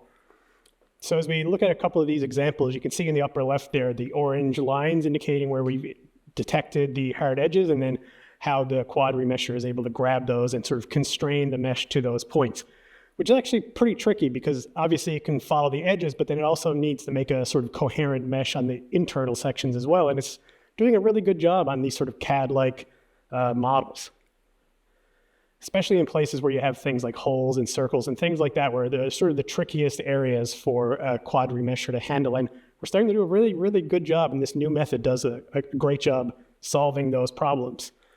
But it's not just the hard surface models. We've also made improvements to symmetry, really important on organic models like this, where you want to make sure, along the line of symmetry, you have a nice edge flow that follows it. You don't get sort of warping and distortions. And we've actually found, pretty frequently that we're starting to get meshes that actually look like the mesh that was modeled. So if you compare this against, Craig's actual modeled mesh versus the quad remesh, it's actually remarkably similar, which is a great indication that it's kind of doing the right thing. Now, open subdiv, we've had that in the viewport for a while, but you could only really look at the surface. Now we're projecting the mesh onto the limit surface and allowing you to interact with the surface, to select it, select edges and points, and so on. So now if you're doing sub-D modeling in Houdini, it really improves the workflow by sort of getting something that you can actually visualize while you're working on it. So you can go ahead and make simple modeling operations like these edge loops. You can see how the subdiv is changing your model, or you can turn on primitive hulls here to actually see the cage and the sub-D surface simultaneously. So just a nice improvement overall for people who are working in this way, where instead of having to constantly switch back and forth, you can kind of stay in one place and continue to work. And when you have a more complicated model, say like this keyboard, where when you subdivide it, you get a very soft edge on that leading edge, you can go ahead and add a polybevel, and then again, interactively see what the result is going to be without having to switch constantly back and forth. So just a nice overall improvement to subdivision modeling workflows and visualization in the viewport. On the idea of sort of workflow, here's a really nice tool from Side Effects Labs, just for splitting geometry. It has a whole bunch of operations that can be done to split up your geometry in interesting ways. And you can see as we sort of switch the method, we're getting an interface per method, but also we're seeing the Vexpression there. So this is actually a neat tool because it is just a useful tool, but it also is showing you how these parameters and these expressions work together, which means that you can kind of learn how to do this as well. So it's a great functional tool, but also a really cool learning tool. We also have this utility node that is super useful called walk on surface. This is a problem that comes up all the time where you have some source points and you want to have the geometry move across the surface cleanly. So this tool allows you to set sort of initial directions so that you can have it slide across the surface, grow across the surface. Of course, it's Houdini, so you can use attributes to modify some of this behavior, like the length of the curve is moving across the surface. Or you can go ahead and change this method to a different method called streamline tracing, and then use attributes on the surface itself to drive the curve. So here we just have a sort of a noisy vector field, and then we're getting that noise represented in the walk on surface. It's amazing how often this sort of technique comes up, both in modeling and effects, where you need things to move along a surface cleanly, and this really helps you get there in a sort of very simple, direct way. And it'll work on any sort of closed mesh. Of course, you can pull attributes from the surface as well. Here's a really neat example where somebody created this sort of almost hatch-like or woven sort of version of the pig head, pulling the UVs from the geometry and the material properties and transferring to the curves to get this cool kind of look. Or for a more traditional problem, maybe you need to wrap cables around some geometry. So using the walk on surface and some detangle trickery, you can get curves that actually look like they correctly wrap around each other. They don't intersect, they slide over each other in a very believable way, wrapping this geometry, again, more of a modeling operation. On the topic, so of course we can do this for a lot of things. Maybe it's more of an effects tool. So here we have the capybara moving. We're picking up attributes from the curves to create colors. We're using a carve to carve it away. You can imagine using this for some sort of transition effect. Lots of possibilities for this tool. And on the topic of curves, we introduced a brand new curve tool a release or two ago that was really powerful. and now we've updated with curve animate. And so typically you might draw a curve and then animate the points, but this is a much more powerful version of that because you can animate the tangents as well as the positions of the points, which opens up a lot of possibilities. But more than that, you can completely break the topology. You can break the curve into pieces, change the tangents after you've broken them apart, and you'll see that we can interpolate across the full animation, keeping all the tangents coherent as well as the topology. So this is a really useful tool as it is, but you can imagine, shortly in the future with the idea of like having rotoscoping in COPS, for instance, you'd want a kind of a curve like this with a lot of control to animate it. But even in the short term, it's useful for standard sort of modeling operations. So here's just an example of going through these different shapes, and we're not just doing like a linear interpolation here. You can see that if that was the case, you would get crossover and things like that. So the animators actually made sure the shapes do not intersect themselves, which means you can do, almost the prototypical modeling approach of like revolving a curve and creating interesting objects. And having the ability to animate those curves really opens up the possibilities of what you might want to do with this for modeling or effects, as you'll see maybe a bit later. So let's take a look at terrain. So Kristen already mentioned that we're moving terrain and height fields into Copernicus. We took the first step on that with the solver in 21. So there's a couple of reasons that we've done this. First of all, a lot of the operations you want to do on height fields actually highly intersect with what you want to do for generating texture maps, for instance. Also, we've seen a big speed improvement, up to 5 times the performance for a lot of these operations by bringing it all into Copernicus.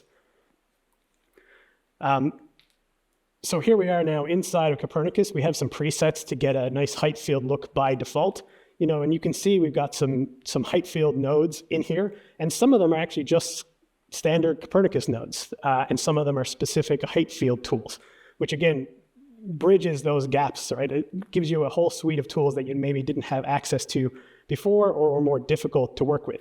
One of the ones I personally like the most is the fact that in Copernicus, we get all the inputs and outputs as inputs and outputs on the node. So rather than shuffling layers around and dealing with volumes, you have a much more direct access to the tools. But you can see we've got height field slump. We can use that, one of the foundational tools for any sort of terrain. Here's the ramp editor that you saw before being applied to the terrain. Really, really useful for dealing with terrains when you want to very quickly start getting color on your terrain, very quickly want to sort of get an idea of what this is going to look like down the road. And on the idea of visualization, these are volumes under the hood. There's no mesh there until you convert them to a mesh. But sometimes it's useful to see the topology to give you an idea how things are flowing. So we've added a new visualization for height fields that lets you set sort of a stride length and show a mesh on these volumes, even though there's no actual mesh there. This is purely a visualization, and you can set the resolution of that. So you can still have a very high resolution volume and a low resolution visualization of the mesh itself, which is pretty cool. And one of the benefits, again, of having things in Copernicus is that all the inputs to your tools, like erosion, for instance, can just come from anything. In this case, we're just using ramps and gradients to feed into the erosion tools to change the direction of the flow. So you can modify the terrain, modify how the erosion works just by using standard compositing tools to create interesting direction maps. But it isn't all just porting things over. We added some new tools to get nice looking terrain. One of them is height field strata. And this basically sort of emulates the idea of like sedimentary rock or sort of layered stone. And it very quickly gives you like high detail across your terrain, which can be really useful, even in places where maybe there's not really sedimentary rock there. It just adds a lot of interesting texture to your terrain. And to help you get started with that, there's a recipe that works with both the strata node, and you can see slump used to put that sandy deposits in between the stones. Here's another example of these beach rocks created using the terrain tools. And this is kind of an interesting sort of bridge, right? Because it's like halfway terrain, halfway a texture map, basically, and really highlights how these tools can work together. This is taking advantage of a new node, which again is sort of a COP node, sort of a terrain node called fractal sample. And what this does is takes your input and it samples it fractally, meaning that it uses it over and over again on itself at different levels of resolution and scale allowing you to really quickly build up a complicated looking texture by having simple inputs, complex outputs, which is really, really useful. And here you can kind of see that it is a tiling texture as well. So this is another recipe that you could dive into to see how this tool is used to create this nice scene. And there are bigger scenes, more complicated ones that will be hopefully coming in the content library down the road that show you how to build much more complex environments with much more complex texturing to go along with them. Now here is neural layer to height. So this is really interesting for a couple of reasons. First of all, it's an ML node, takes a photograph and attempts to estimate the depth. But what's really interesting is that this is using a third-party ML model, right? It's called Moge2. And this is useful for a bunch of things. First of all, when you put down the node, you can just download the model directly, and then it just works transparently in your network like any other Houdini node. And this is really important, right? Because the artist doesn't want to have to learn a bunch of different tools. They want everything to feel like Houdini. So this node drops into your network, downloads this model, then you have parameters, interface, everything you would expect from a Houdini node, except taking advantage of this ML model. So it really smooths out the workflow and makes sure it's not jarring to suddenly start using different types of tools. Of course, some of these models can be a bit soft, right? Because it's just estimating the depth from a single photograph. So it's really nice to be able to still edit the mesh afterwards, edit the height field along the way, and add procedural detail that probably gets lost when you do this ML estimation of the depth. So, you have the ML input, but then still a procedural way of processing to get really high detailed results like this. And overall here, like I said, this is sort of a transition of a whole tool set into this other context, and all the advantages that come with it about having all of your texturing tools, all of your terrain modeling tools, all in this one context, and how they interact with each other and work together. How you can visualize the height now, how you can visualize the height with color, all in this very easy to use context. But of course, that's not everything. Once you've modeled your terrain, there's a whole secondary part of this, which is putting things on your terrain, rocks and bushes. Maybe you want, volumetric clouds. You need to turn that flat plane into like a fluid surface, right? And all this comes as a secondary step, oftentimes inside of rendering. So I'm going to welcome Rob up to the stage here to talk about Solaris and Karma and some of our new instancing tools. Thanks, Scott. Thank you, Scott. It's great to be able to give you a bit of an overview as to what we've been up with Solaris and Karma. We've been pretty busy. I think what you're going to really see me talk about most, though, today is about our investment in layout, world building, set dressing, taking those beautiful landscapes that Scott talked about and populating them with content. And we know it's been a while. We've heard you asking for it. So here's some of it. Now, the USD component building workflow that you know and love from LOPS, we've now made this also a first-class citizen inside of SOPS. This allows you to stay in a single context for your modeling, your scene setup. You don't need to kind of go back and forth constantly between LOPS and SOPS, a very jarring experience. You can have proxies created directly from this brand new USD create component node, bounding boxes, convex holes, etc., or you can pipe them in from upstream. We have our create proxy tool, or you can use any modeling tool you want. Now, once you've got a set of components, or in this case, some subcomponents, you can start to build the parenting hierarchy of your scene and the initial layout. Again, still staying in SOPS, where maybe you're more familiar and comfortable. Each piece of geometry can be placed exactly where it's meant to be. And in the case of this sign, for example, we're going to want one on both the front and the back of the pole. So we can set up the instancing directly inside of this workflow at the exact same time. Now, the last thing I want to highlight here is the support that we have for both placing and manipulating pivots. And I appreciate that historically, it's been a bit of a challenge in Solaris. But hopefully with Houdini 22, that pain is going to be largely alleviated.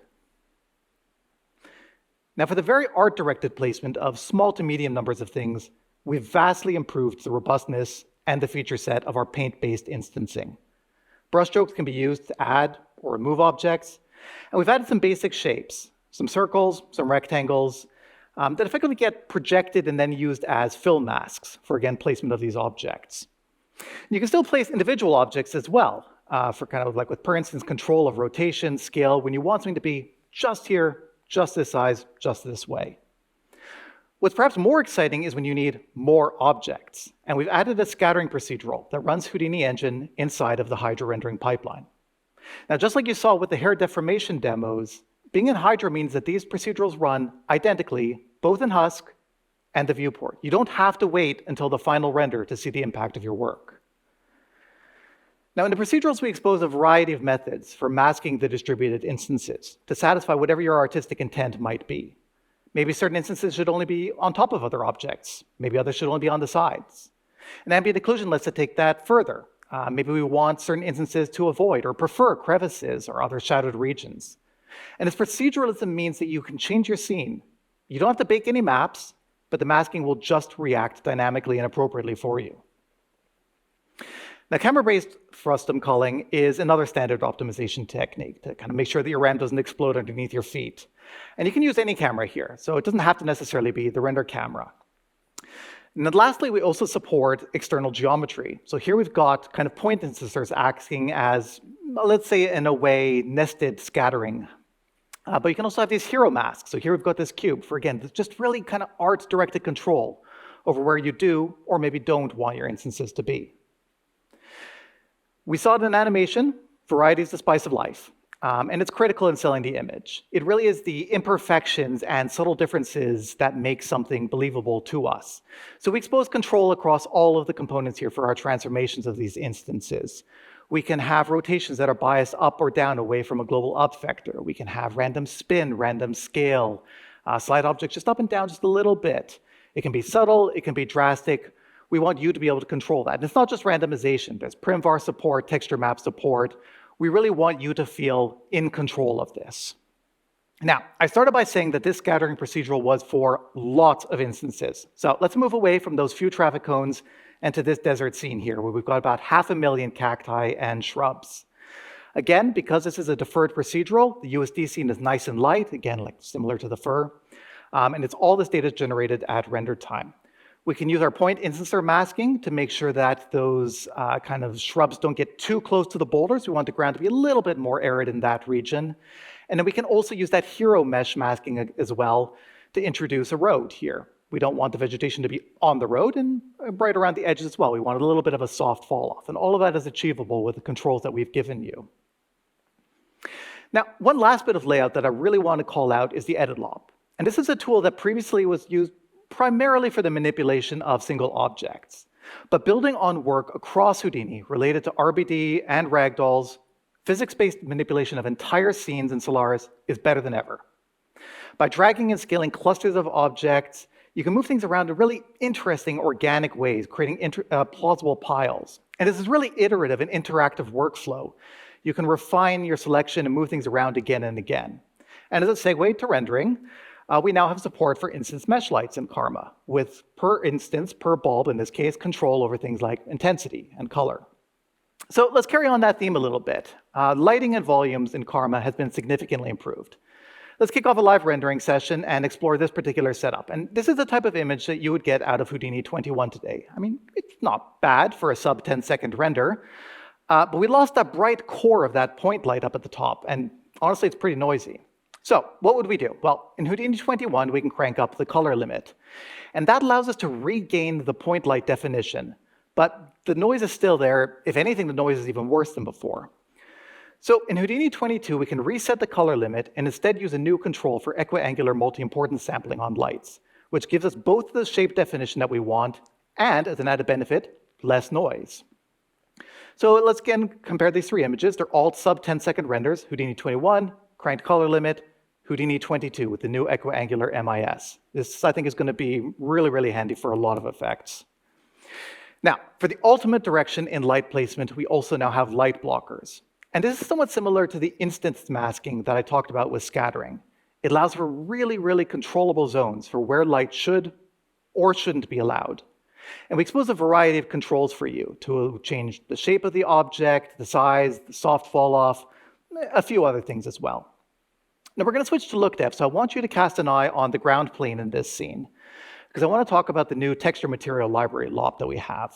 It allows for a much smoother workflow for COP-based material editing, building up procedural textures and seeing the result immediately, either in the render or the COPS view. It really depends on kind of which is more useful for the task that you have at hand.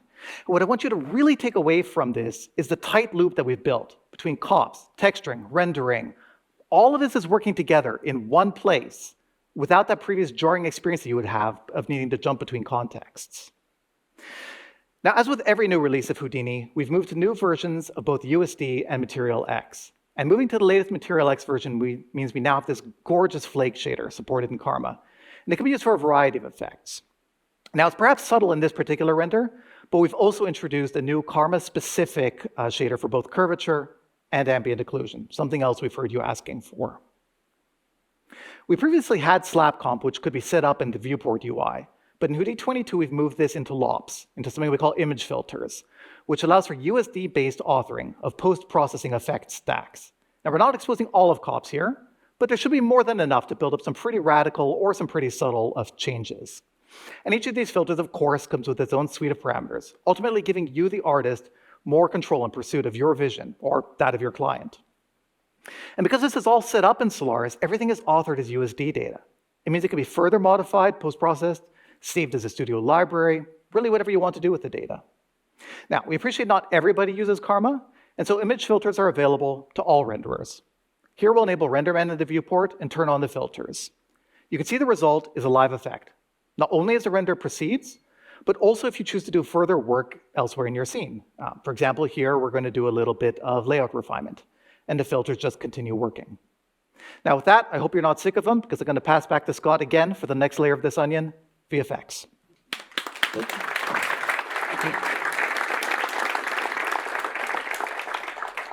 Okay, thank you, Rob. So if you've been following Houdini for the last couple of releases, you'll know that we were at sort of a breakneck speed adding new solvers, sparse pyro solver, NPM solver, sparse cop solver, ripple solvers. It's almost endless. And so we took this release to sort of slow down, catch our breath, and say, okay, let's make sure we're actually making sure these workflows are coherent and fill in any gaps that we may have missed along the way. One of those being that Bullet was missing an easy way to set up bending and metal fracturing, which is a really important effect. Now, of course, you could use the NPM solver for this, but it can be overkill for some effects. And also, many people's pipelines are really focused on RBD and Bullet. So this gives you the option to have this type of effect without having to maybe go to extreme lengths of something like NPM. We also took, one of the workhorse of fracturing tools, which is Voronoi Fracture, and we've sped it up drastically. It's 3 times faster now than it was in previous versions. So then when you're creating scenes like this and you have to create maybe hundreds of thousands of pieces, you're not waiting just on the fracturing part. You can get more quickly to the actual simulation part. We also added some recipes for, standard sort of magical effects like this. With the idea of being just showing people how to get from simulations to renders to compositing, all in one recipe as a learning tool, but also just like a usable magical effect that you can customize and use on your own.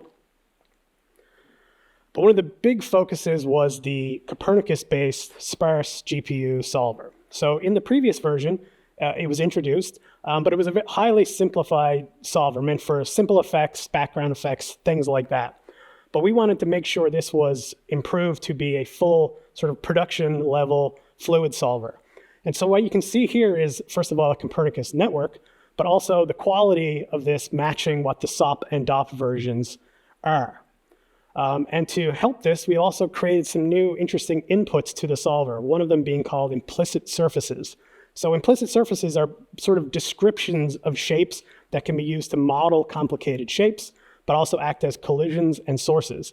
And the very important reason for this is to do this on the GPU rather than creating a mesh and then uploading it, which causes a performance hit. So these implicit surfaces can be created and then evaluated on the GPU. They were used here for the ground plane in this cup. Of course, you're probably looking at this and thinking like, wait, I've seen some of these examples before. And that's kind of the point, is that these are the samples that you've seen before, except rendered and generated inside of Copernicus, right? So Copernicus now is matching the level of the SOP solver, the DOP solver, with all of the benefits of being inside of Copernicus, where you can immediately start doing interesting things post and pre simulation. So we've replicated all of the underlying effects just to prove that they're there. You can use these as learning examples as well, because at the end of the day, it is a new setup and a new solver. It'll take a little bit of time to catch up to how things work inside of Copernicus, but we think the workflow is greatly, greatly improved. So speaking of Copernicus, let's take a look at some of the features here. Now, Kristen has mentioned that, this has started out as essentially a texturing environment, and we really feel like it's highly matured now. It's really a functional tool that can be used for any sort of texturing, but we still have things to add. So here's an example of something called UV shape, and we're just putting a checkerboard on here for the visualization's purposes, but the idea is here to give you handy UV layouts that you can use for your texturing approaches. Of course, these are not just static layouts. They can be used for all sorts of interesting things that are kind of difficult to set up by hand, like these horseshoe UVs, these spiraling UVs, or in the bottom right there, this sort of overlapping sort of fish scale UVs. And like I said, these are parameterized options. These aren't just like static things that you put down. There are options for all these different patterns. You can modify them and then use them to create, detailed, interesting patterns like this interesting sort of mother of pearl kind of effect, or more difficult to create things like this loxodrome spiral effect, which again has a ton of parameters for affecting the shape. And basically you just sample these UVs with whatever your input texture map is to spread them across the surface to create these really interesting shapes, which of course can be animated and used for all kinds of cool effects. Here's just an example of these seashells that were created along with some other tools like fractal sample and height to caustics. We'll get to you in just a second.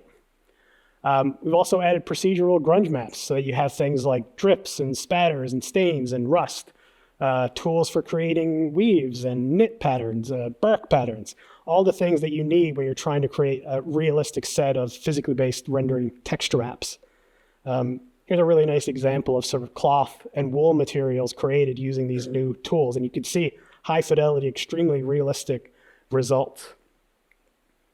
For those of you who are working in game engines, we've continued to work on session sync.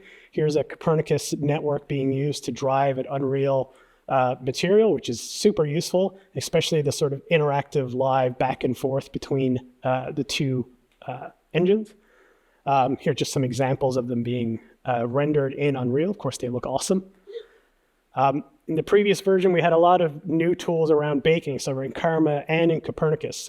One of the issues that comes up a lot with baking is that when you have a cage mesh, oftentimes there's things that you need to debug. You need to see like, oh, my high res and my low res mesh are maybe interpenetrating each other. You need tools to identify those problems and fix those problems. So we have created a bake pre-process node, which works in the Cop Baker and the Karma Baker, that helps identify and fix those problems. So you can drive the position of your cage mesh using attributes, and a number of other methods to help fix those problems before you get to the baking stage. Here's just a cool example of that same model baked down now and shown in Unreal and showing the nice high fidelity bake you can get from that geometry. Continuing on, planar inflate. Here's a really interesting tool that takes a shape and inflates it. Inflates it in 2D here. So you can see this heart being sort of inflated from the 2D plane. But we can also add interesting details on top of it, like wrinkles. You have a lot of control for the look of the wrinkles. You can add sort of distortions to the overall mesh, to break it up, make it look less uniform, as well as some options for sort of blurring and masking these out to create almost one of those sort of foil balloon looking textures. But in a more practical case, you can actually do this on like a character, for instance. So here we have sort of our Badger character wearing this spacesuit. And by isolating the UVs that represent the cloth parts of the character, we can use planar inflate to add, detailed wrinkling along all the edges and the seams to give you something that, doesn't require any direct user intervention. Nobody needs to sculpt this detail. You can procedurally generate it for any sort of changes to the underlying costume, which is pretty cool. Here's another interesting example called Neural Cellular Automata. This is an ML node that basically takes an input, which is a sample of a texture map, the ML is trained on that texture map, and then it learns to reproduce it. And it can reproduce it at a bigger scale and add interesting distortions to it as well. So let's take a look at sort of a closer example to make this a bit more clear. On the left, you can see the input textures. And then in the center is basically the ML attempting to learn how to recreate the texture map that is the input. But of course, just recreating it is not necessarily that useful. You want to be able to do things with it. So you can see on the right how we're able to rotate, we're able to affect that texture map and make sort of a new repeating texture from it. And where this gets really interesting is that you can do this on 3D geometry as well, taking advantage of something called adjacency, which we'll talk about in just a minute. So you can actually grow these maps over the surface of your 3D object to create seamless three-dimensional texture maps that interlock in this really cool way. And of course, you can do interesting effects by blending between these models as well. But what about when you need to do something by hand? So in Houdini 22, we're introducing Paint 3D Comp. This is a paint package, essentially, inside of Copernicus. Here you can see we're sort of drawing these stones, but what I really want to focus on is some of the usability here. We can turn on tileability so that you can create a seamless texture map. You can see that on the left, we have a layer stack with blending between the layers.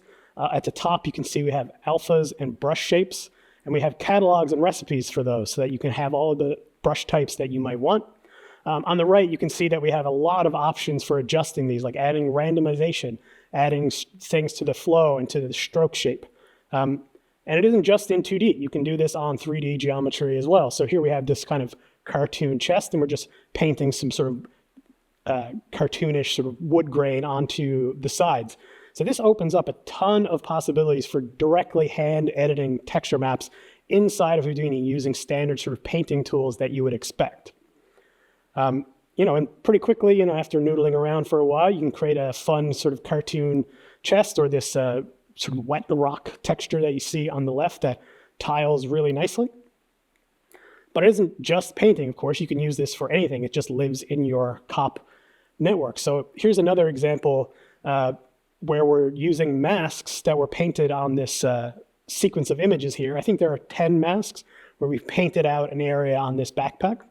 And then we're training an ML model, in this case using Detectron, and training it using PDG. So essentially we give it frames with the mask painted on it. The model learns how to find the thing that we've masked out in the image, and will generate the mask across time.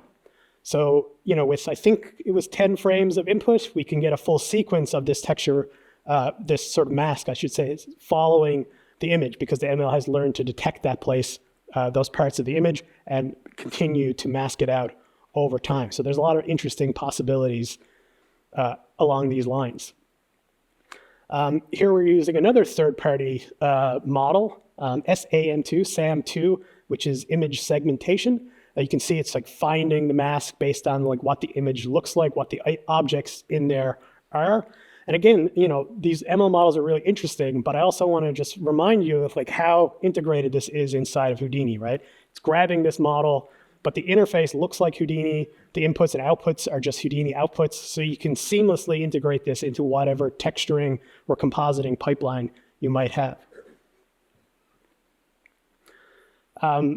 So some oceans. Obviously, we've had an ocean suite of tools for some times in SOPs, but that was targeted at effects, rendering, large-scale oceans, tons of customization, integration with fluid simulations, and that sort of thing.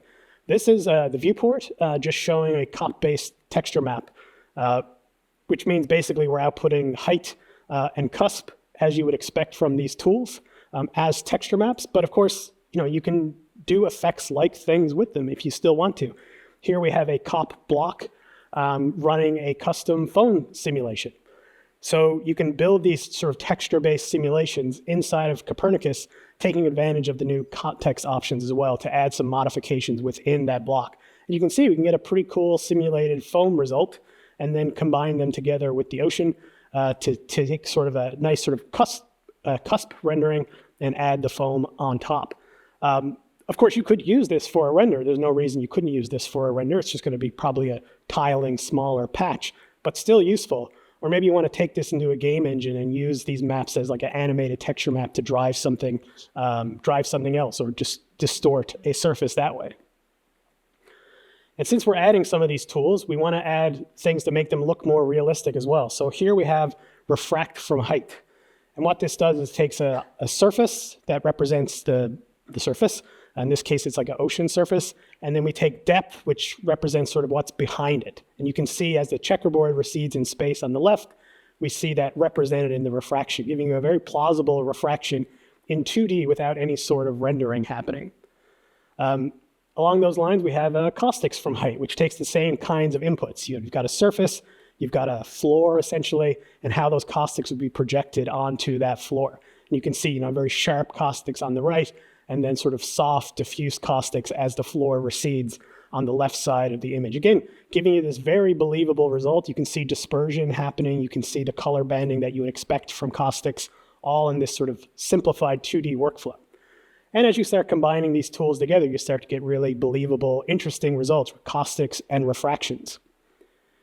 And earlier we showed you this modeling scene, but here it is with these tools. So what the artist has done here is something very clever, which is to basically render out through the camera's perspective a depth map, and then use that with the caustics from height to create a caustics map, and then reproject it through the light to create this very believable caustic effect, but very cheaply done. You don't actually have to render out the caustic. So there's lots of ways that these things can be combined together. And it's kind of one of the goals of all of these tools is to take all of the elements of Houdini and have them all communicate together. We've talked about how Houdini is, Copernicus, I should say, is a mature texture synthesis environment, but we're moving towards compositing. And here's just some examples of like a fluid sim here on the glass, but all the refraction stuff, that's all happening using refract from height, right? So we're, again, not paying the cost of going to a full render for this, but still get very believable results. Here's a really cool example of many of these things working together.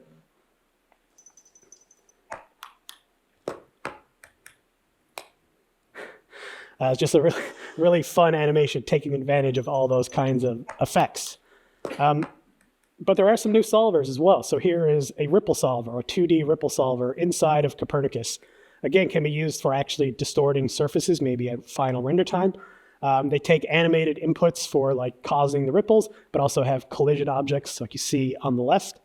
And again, as you start combining all these tools together, you start to get really interesting results. I can imagine a lot of uses for this for non-photorealistic effects, or even sort of motion graphics-y sort of effects, because very quickly, even just combining a few of these things together, you can get a really fascinating, mesmerizing sort of result. Or maybe you just want to do it all in Copernicus. You're going to have these fish swimming in this fish pond and add rain and add a custom rain simulation to make the surface become wet and use the light cop to bring out specular highlights on these 2D images. Everything here was done in Copernicus using the tools that we just talked about. Here's just a small sort of breakdown of the ripple sim that you see in the top left, the custom rain solver on the bottom left, and on the bottom right there, you can see the light cop being used to add specular highlights to this fully 2D image just based on the height alone. So again, tons of possibilities for pre-processing, post-processing, or just directly using all of these effects together. Speaking of that, earlier we showed walk on surface, and here it is actually being used with Copernicus, with Karma, to take stamp points, sprite instancing, using the points from the walk-on surface to create this sort of transition effect as the capybara walks through some sort of 1980s synthwave environment. In the 80s, they didn't have fur rendering, and that's why he doesn't have fur, but eventually he'll have fur as we catch up. But something you'll notice here is that as we're doing this, it's perfectly seamless, right? You're not seeing, obviously the capybara is UV'd, he has UV seams, but where are they?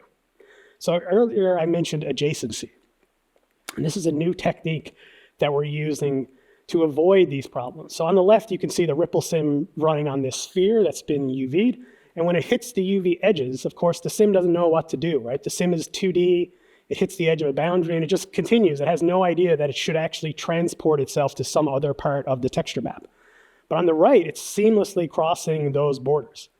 And that's being done by something called adjacency maps. And what we've done is helpfully bundled these up into a cable for you, so you can just plug them into any adjacency-aware node. But basically, this defines what happens when something reaches the edge of a UV tile? How does the vector need to be transformed to line properly with the other parts of the UVs? So if we look at it here on this like 3D model, we're just distorting these nodes using distort with adjacency. And on the left, you can see when there's no adjacency, those red areas appearing. And that's sort of a visualization to show where we're pulling in data outside the UV islands, right? The space between the UV islands. And you would get this. It would either show up not necessarily red like this, but you'd see stretching or weird seams that you couldn't get rid of. Whereas on the right, the distortion, even though it's quite extreme, remains coherent across all of those seams. And that's really important for this kind of work. And you can use this for a lot of things. You can sample, for instance, this mask where we're masking out a direction where maybe rain is hitting the character.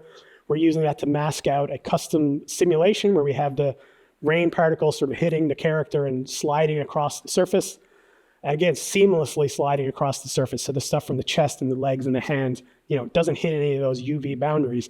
And then we can use that directly in the full texturing of this badger character to make it look like he's being hit by the rain and slowly getting soaked over time. And this is really interesting for the adjacency part of the equation here, but also the reduction in complexity. A lot of times this would require some kind of special shader, right? That's going to pull in a point cloud or do something along those lines. But this turns it into a texturing problem, which is much simpler, much easier for the artist to work with. And it puts it in the control of the texturing artist rather than having to go through a larger part of the pipeline to get this kind of result.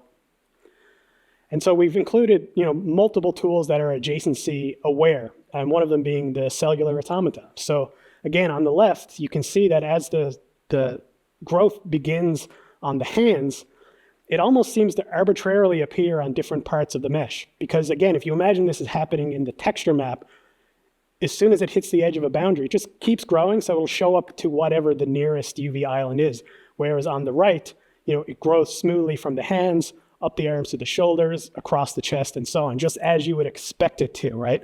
So again, this opens up a ton of possibilities for texturing, but also, I think, really interesting effects. You can imagine using this with a particle effect or a fluid effect to create a really interesting sort of growing pattern on the surface of this character.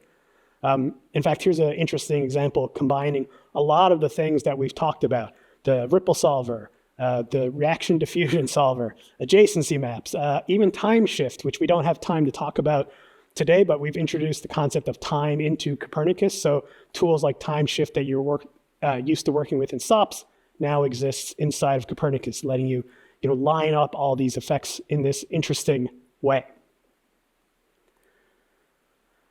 And now Gaussian splats. You've seen them throughout our presentation. They're used in all sorts of different examples. And we want to talk a little bit about, the underlying processes that are happening here.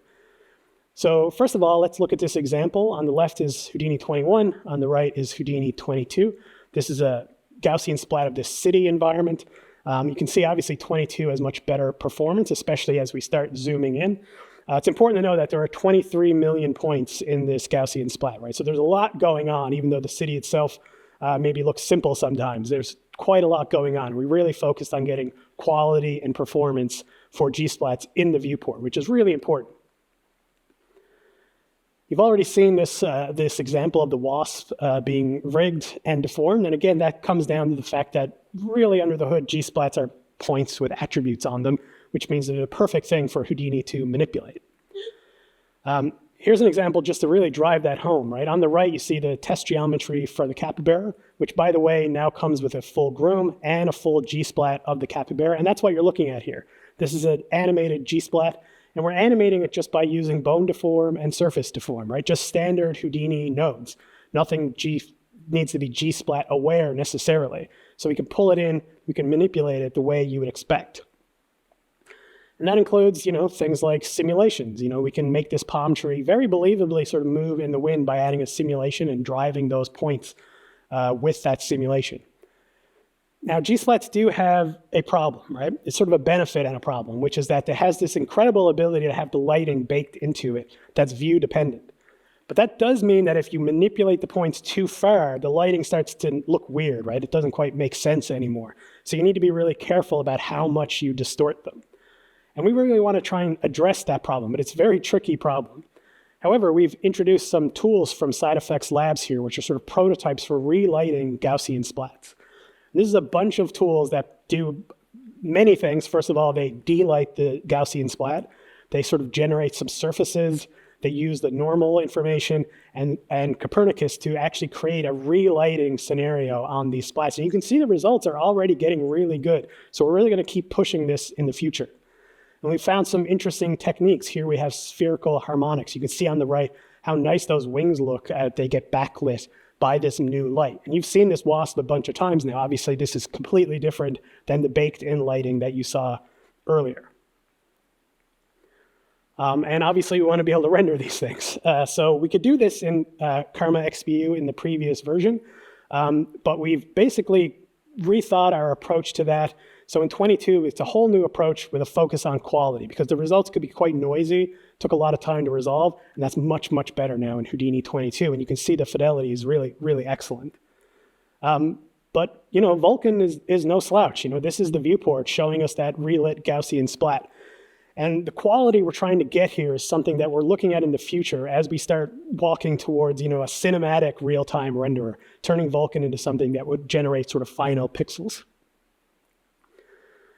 But we still want to be able to do more things with it. So, you know, we've got this, the WASP again, lit by this HDRI in the background. And of course, we can take that into Copernicus. Why not, right? So we take the Karma render, and we treat this as a slap comp problem, right? And we can add some basic compositing like chromatic aberration so that everything stays interactive. I'm rendering this G-splat, I'm relighting it, and I'm seeing the composited result, which opens up, I think, a lot of possibilities. You know, we're still exploring this space. But where do we get them? You know, how do you get G-splats? So here's an example that we generated inside of Houdini. And in this case, it's generated from photographic inputs, right? So let's take a look at that process. So first of all, I want to be really clear about something. There's a step to this process that we are not yet handling, right? And that's something called a COL map, a call map, which basically estimates the camera from each photo and estimates sort of a correspondence between those cameras. But once you've got that, you can use PDG, you can use TOPS to train the G-splats inside of Houdini, taking advantage of the parallelism that you get from TOPS to do that. So you can generate them quite quickly, say, on a render farm. And we have some tools to help you understand the process here. Here's one of the monitors, so you can see what the ML is doing as it processes these photographs over time. You can see sort of the number of points being addressed and how it changes. And honestly, it's just really cool looking to see how the G-splats evolve over time, how they get sort of clearer and clearer as the ML is able to find the correspondences between all of these points. And again, because this is Houdini, there's no reason you can't set up a very simple network to clean up your G-splat. Quite often, you get a lot of sort of junk around the periphery when you generate G-splats. But you can see the fidelity we're able to get. You know, you can zoom way in on this workbench, and you've captured all the lighting, the reflections, and the detail in this sort of workbench area. And then we want to take it into COPS. We want to be able to do things with this. So we have a couple of new features here. First of all, we have a camera COP, which is new in Houdini 22. So you can work with cameras inside of Copernicus. But we also have a rasterized G-splats node, which means taking your 3D G-splat and rendering it into 2D, essentially. And from that, we can get some useful information, obviously the color, but we can also get depth, right? So now you can start to do sort of traditional compositing style effects on a G-splat, because now it's essentially a 2D image. You basically sort of rendered it, rasterized it into 2D. In this case, we're just doing a really simple color correction of the background, just to kind of show how you can manipulate these G-splats as you would expect from any other kind of 2D image. But what about, you know, we live in a world of visual effects, of like rendering, of Karma. What happens when you want to do this not from photographs, but from 3D renders? So here we've taken in this mesh. So this is a mesh, it's not a G-splat. It's a standard sort of Karma render of this small sort of environment. But we can take advantage of some of our G-splat tools now to do something really interesting. We can replicate that process of walking around with a camera and taking a bunch of pictures by creating this array of cameras around our scene. And so very similarly, we don't need to go to a third party now to create that estimated camera, because we know exactly where the camera is, right? We placed it there. We know exactly where it is. And more than that, we know a lot of really useful information that you don't get from a photograph. We know exactly the position of everything in our scene. We know exactly the normals of everything in our scene. We can use that while we generate these G-splats to pull out information that can be useful down the road. You know, for instance, we have maybe position. Maybe we want to look at the normal information, right? All this is in the G-splat now, right? And suddenly you have a whole bunch of potential that you didn't have before when you were working from, you know, purely a photographic approach. Here, example now of the same scene, except this is the G-splat version of it. And you can see it's almost indistinguishable from the Karma render, right? Except this is a live, real-time scene that you can tumble around. And just to really drive home how much fidelity you can get out of this, here's this character, this furry cat. You can see the reflections, even the refractions in the eyes, even though this is really, again, it's just a point cloud under the hood, right?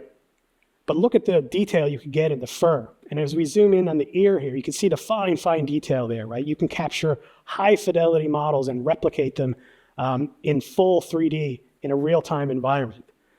And it's not just meshes, you know, you can do this with volumes as well, right? So this is a G-splat version of this cloud. And honestly, to me, it looks stunning. You know, the fact that this is running in real time, you can tumble around this, you can see the backlighting, all the information you get from volumes in the viewport, of course, able to be rendered as well. I think this is going to open up a lot of possibilities for like set dressing, you know, hyper-realistic proxy objects for laying out your scene. Maybe you want to get examples of effects, right? So here is one of our fireballs that you saw earlier now generated as a G-splat by rendering this frame from multiple points of view. So let's take a look now at sort of a comparison. You know, on the left, OpenVDB, Karma rendering frame by frame. On the right, an animated G-splat. So obviously the left, 180 megabytes per frame. On the right, 45 megabytes per frame. So a big reduction in the overall memory. But there's a trade-off, right? On the left, what you see is what you get. The camera was there, we rendered per frame, that's the result. On the right, you know, it's a higher cost to generate a G-splat. Every one of these frames needs multiple points of views, right? So the rendering cost is much higher, but the result can be used over and over again from any angle, right? So it depends on what your workflow and what your goals might be, why you might want to use these. Or even more so, you know, maybe you want to take this elsewhere. Maybe you want to go into a real-time environment. So here's just an example now, playing back this G-splat, kind of just proving that this is, again, a point cloud at the end of the day. And more than that, we can interact with this, right? I can tumble around this in real time with the same fidelity you get from the full render, but now in this real-time environment. So I can imagine a ton of ways this might be used. You know, maybe you want to place these in the background. Maybe you don't want to pay the cost of rendering that every time. You pay one big cost and use it over and over again when it's needed. So thank you very much. I'm going to bring Rob Stauffer up to the stage to finish off our presentation. Thanks, Rob. Thank you, Scott. We're almost done. So is Scott's voice, I think. So don't ask him any questions later. So the complete list of features, as usual, is always long. We couldn't cover everything today. Among the features we're leaving for you to discover on your own are things like the Mask Combine COP, which generates new textures by blending baked textures very easily. Scott talked a little bit about the time shift support that is now in COPs. There's some sort of less glamorous enhancements that, you know, are also very important. Among them are Linux ARM support or Linux ARM build that you can use on your render farms. Some cool improvements to the geometry spreadsheet UI, like being able to add custom columns. Here's some more. Overall, we hope the release offers you something that inspires you to dig in, break it, abuse it, and enjoy Houdini 22. And as always, I want to thank everyone. I want to thank our speakers today, everybody from R&D to sales to marketing to the TC team, support, labs, everyone at Side Effects, all of our external partners, people that helped with the content you saw here tonight. And yeah, thank you all for coming, and I hope you enjoy Houdini 22.